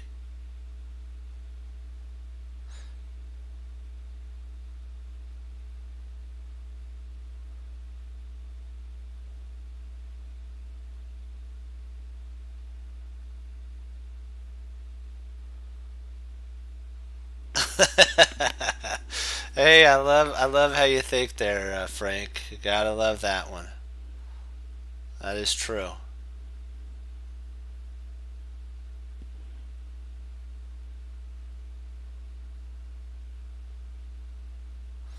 Let's see.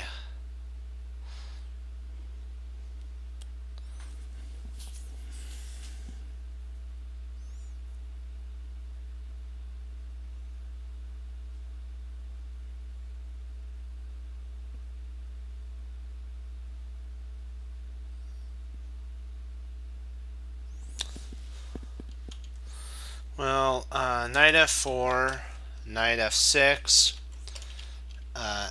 g takes f6, and we picked up a piece. So I think we're up a potential piece in that line. The queen has to beat it, and then we're good to go. Yeah. Whoa, hello.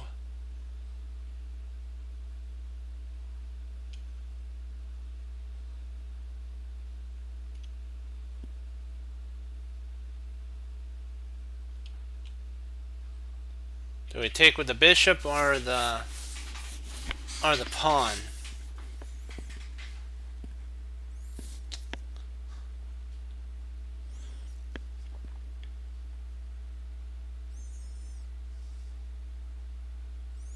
See, bishop takes, knight. The queen would beat tail out of there.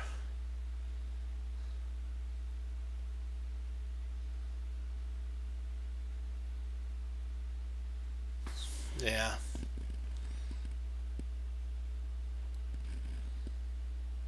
Hoping that's right. I don't. Yeah, good. Yeah, I think that's right. There we go. We'll do one more. I think I got enough time. Let me see. Hold on. Yep. Well, we're making good time here. Making good time.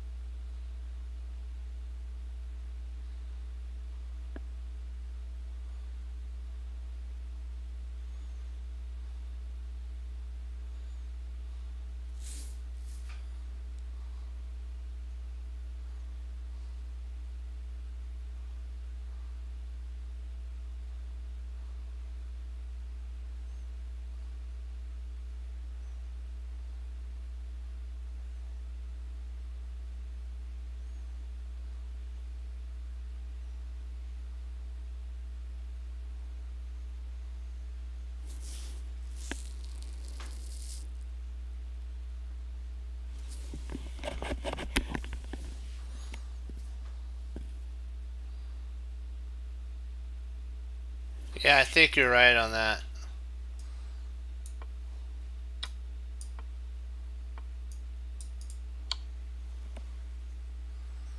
I was trying to make this one work, but it didn't. I was trying to make this. I'll show you. I was trying to make this here work, but it doesn't work.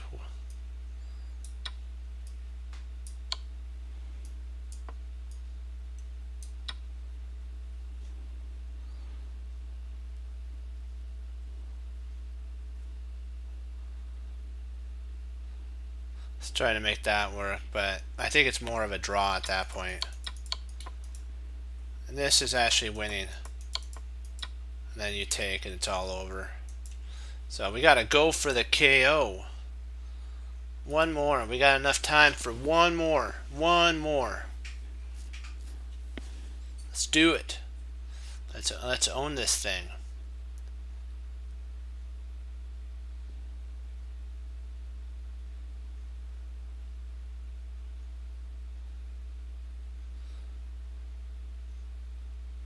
Let's see. Bishop e3, king e1, bishop d, bishop d2, king e2.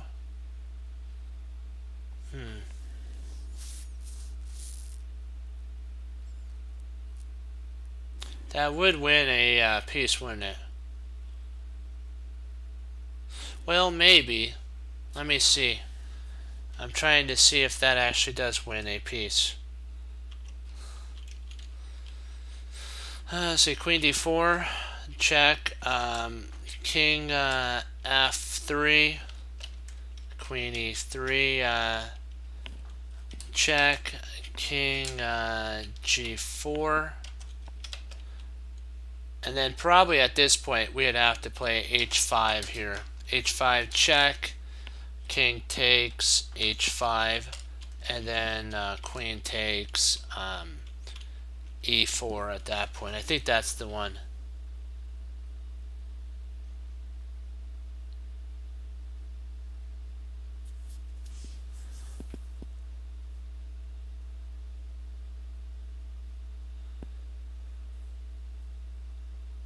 Yeah.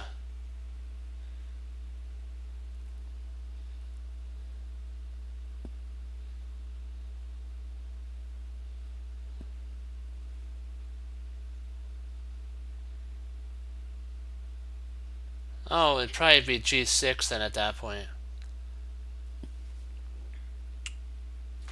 Yep, let's go for it.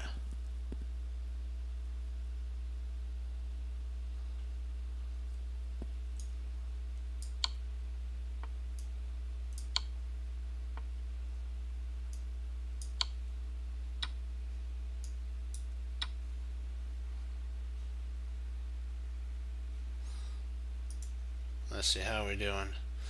We got time for one more. Man, I'm ahead. We're ahead of schedule. One more. We got time for one more, and then I gotta call it.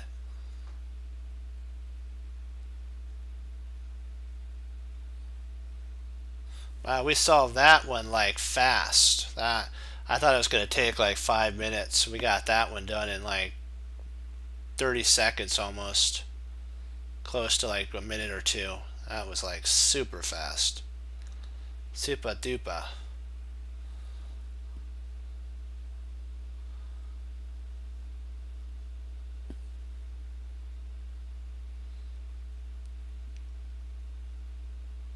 I think this one we played knight takes e6 here. Knight takes e6 check. If bishop takes e6, then queen h6 check. King h8. Bishop takes g6 check. King g8. And then queen h7 is mate.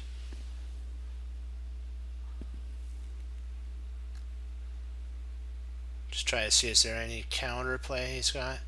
No.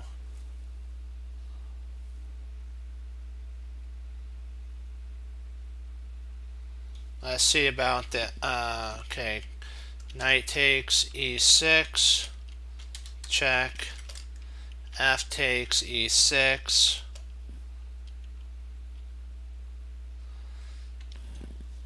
Queen h6, check.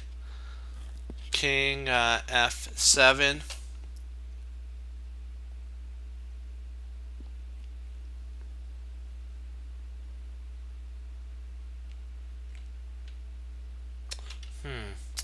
Maybe we are missing something. Let me see.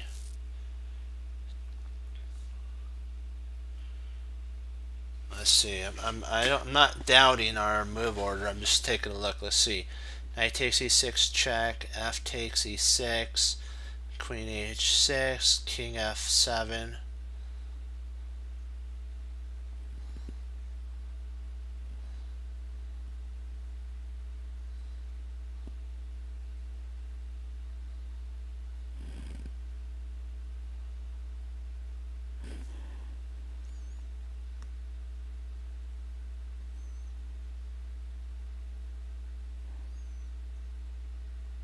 When is bishop g8 you were talking about?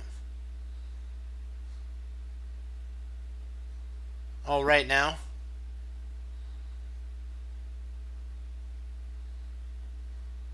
Okay.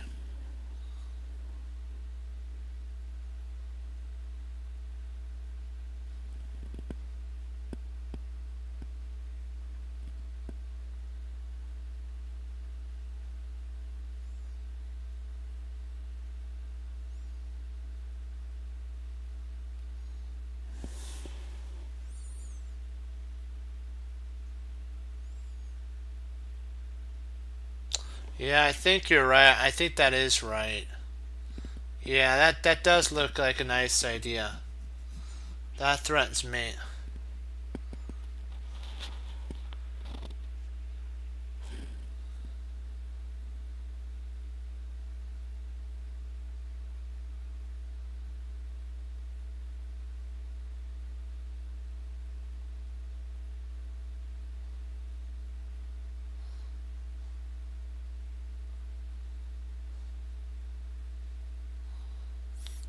Yeah, if you were thinking bishop takes g6, the rook slides over. Yeah, I think that is right.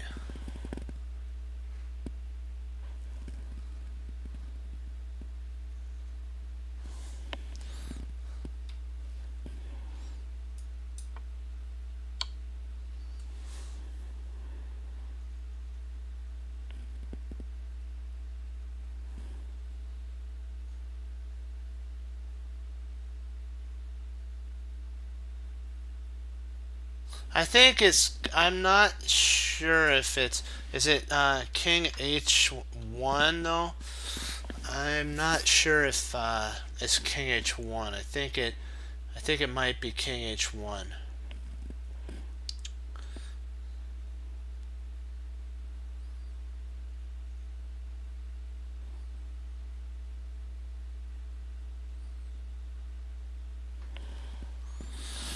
Hoping that's right. Please let it be right. Yes.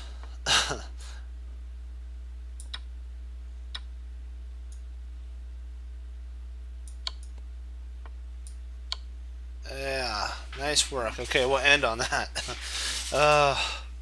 Wow. Nice work. We're gonna end on that one. Okay. Got any questions on that?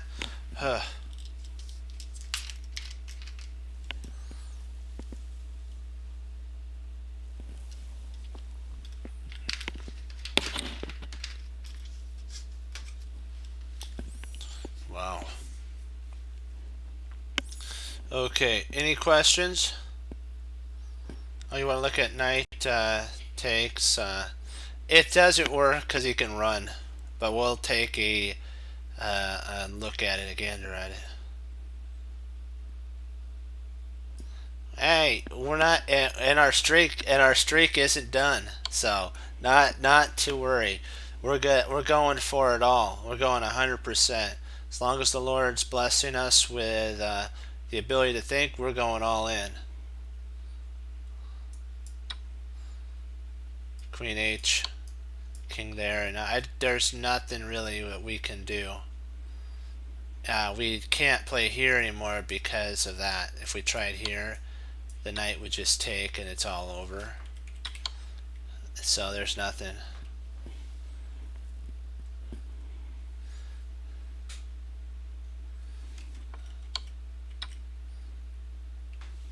And if bishop takes, it's actually mate if bishop takes.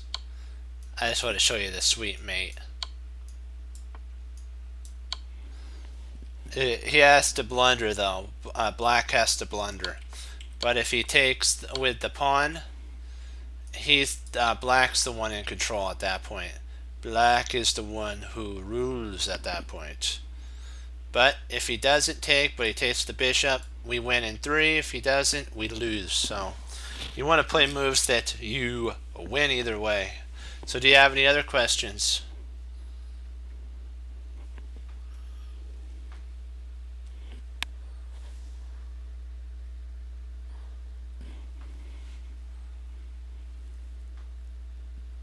Any other questions on this?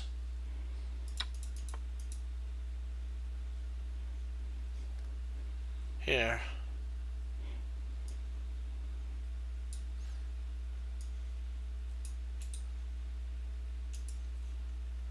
Hold on, let me get you this puzzle.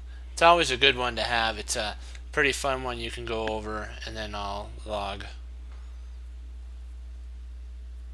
Yeah, thank you for coming on, man. You guys are doing great.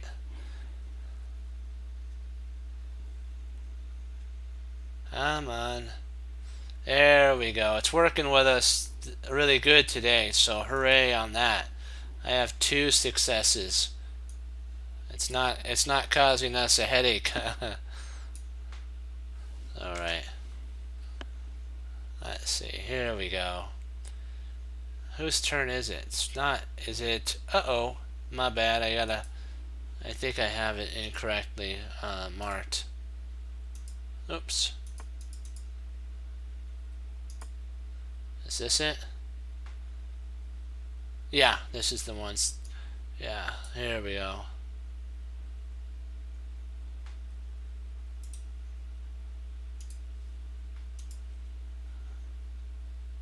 It didn't seem right.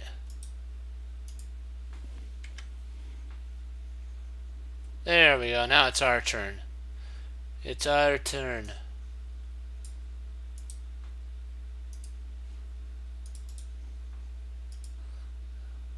Gotta leave you with something to study until I'm back on. So now you got something really cool. Okay. Wanted to thank you for all logging on. Boy, that was a tough one, a big time one. But you know what? We're not stopping till we get everything that we want, which is 100%.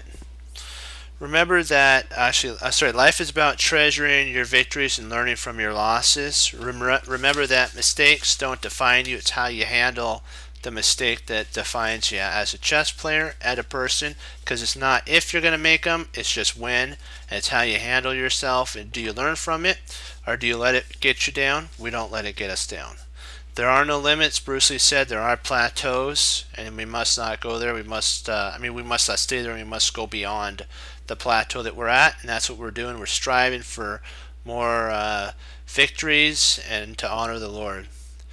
And I remember what E. Nightingale says, that we become what we think about. So if we think positive thoughts, we become that.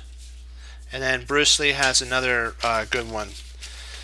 I fear not the man who has practiced 10,000 kicks once. So like individual kicks, like if they did like kicks, like different types of kicks. But he says in the second part, he says, but I fear the man who has practiced one kick 10,000 times. Because that person who has practiced that one kick 10,000 times knows how to aim it. And yes, the puzzles are very similar, and we're seeing them over and over again.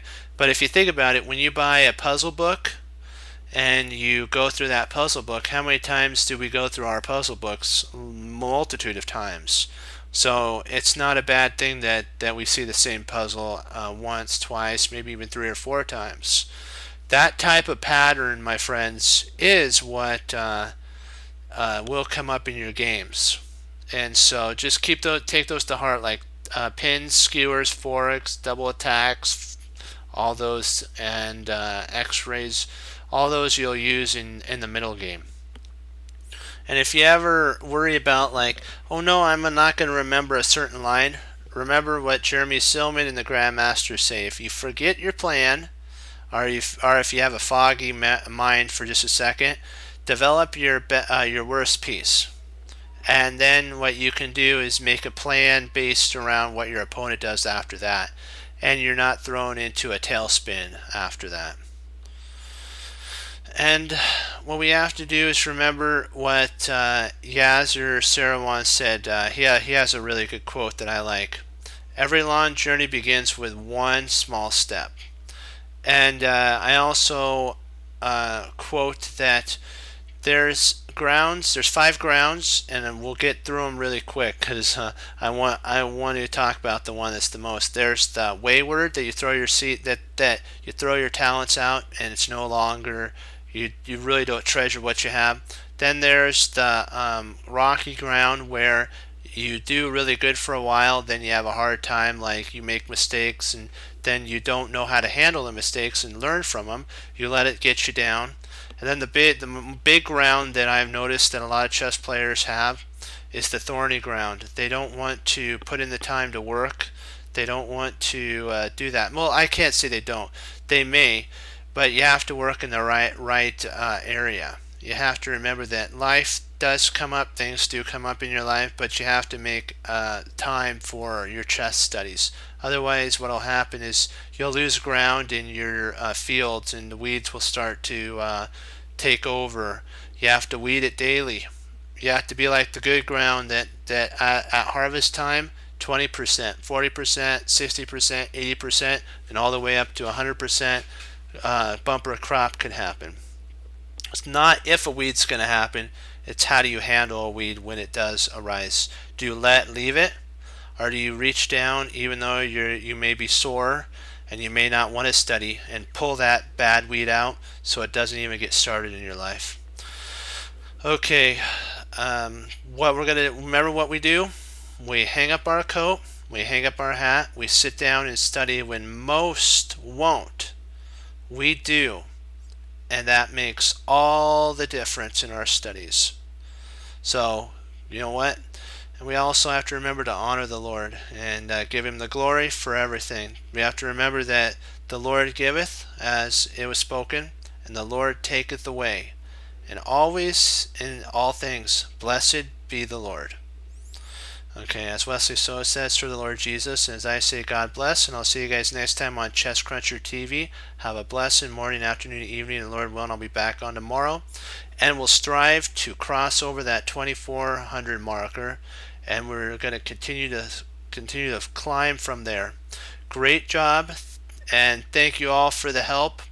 You know what? Team Chess Cruncher is great because of all the team, not just one person.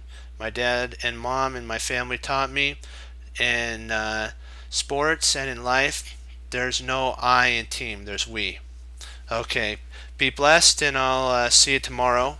Great job, 2 thumbs up, and keep studying, and always remember, chess is about fun and learning. Bye-bye. Be blessed.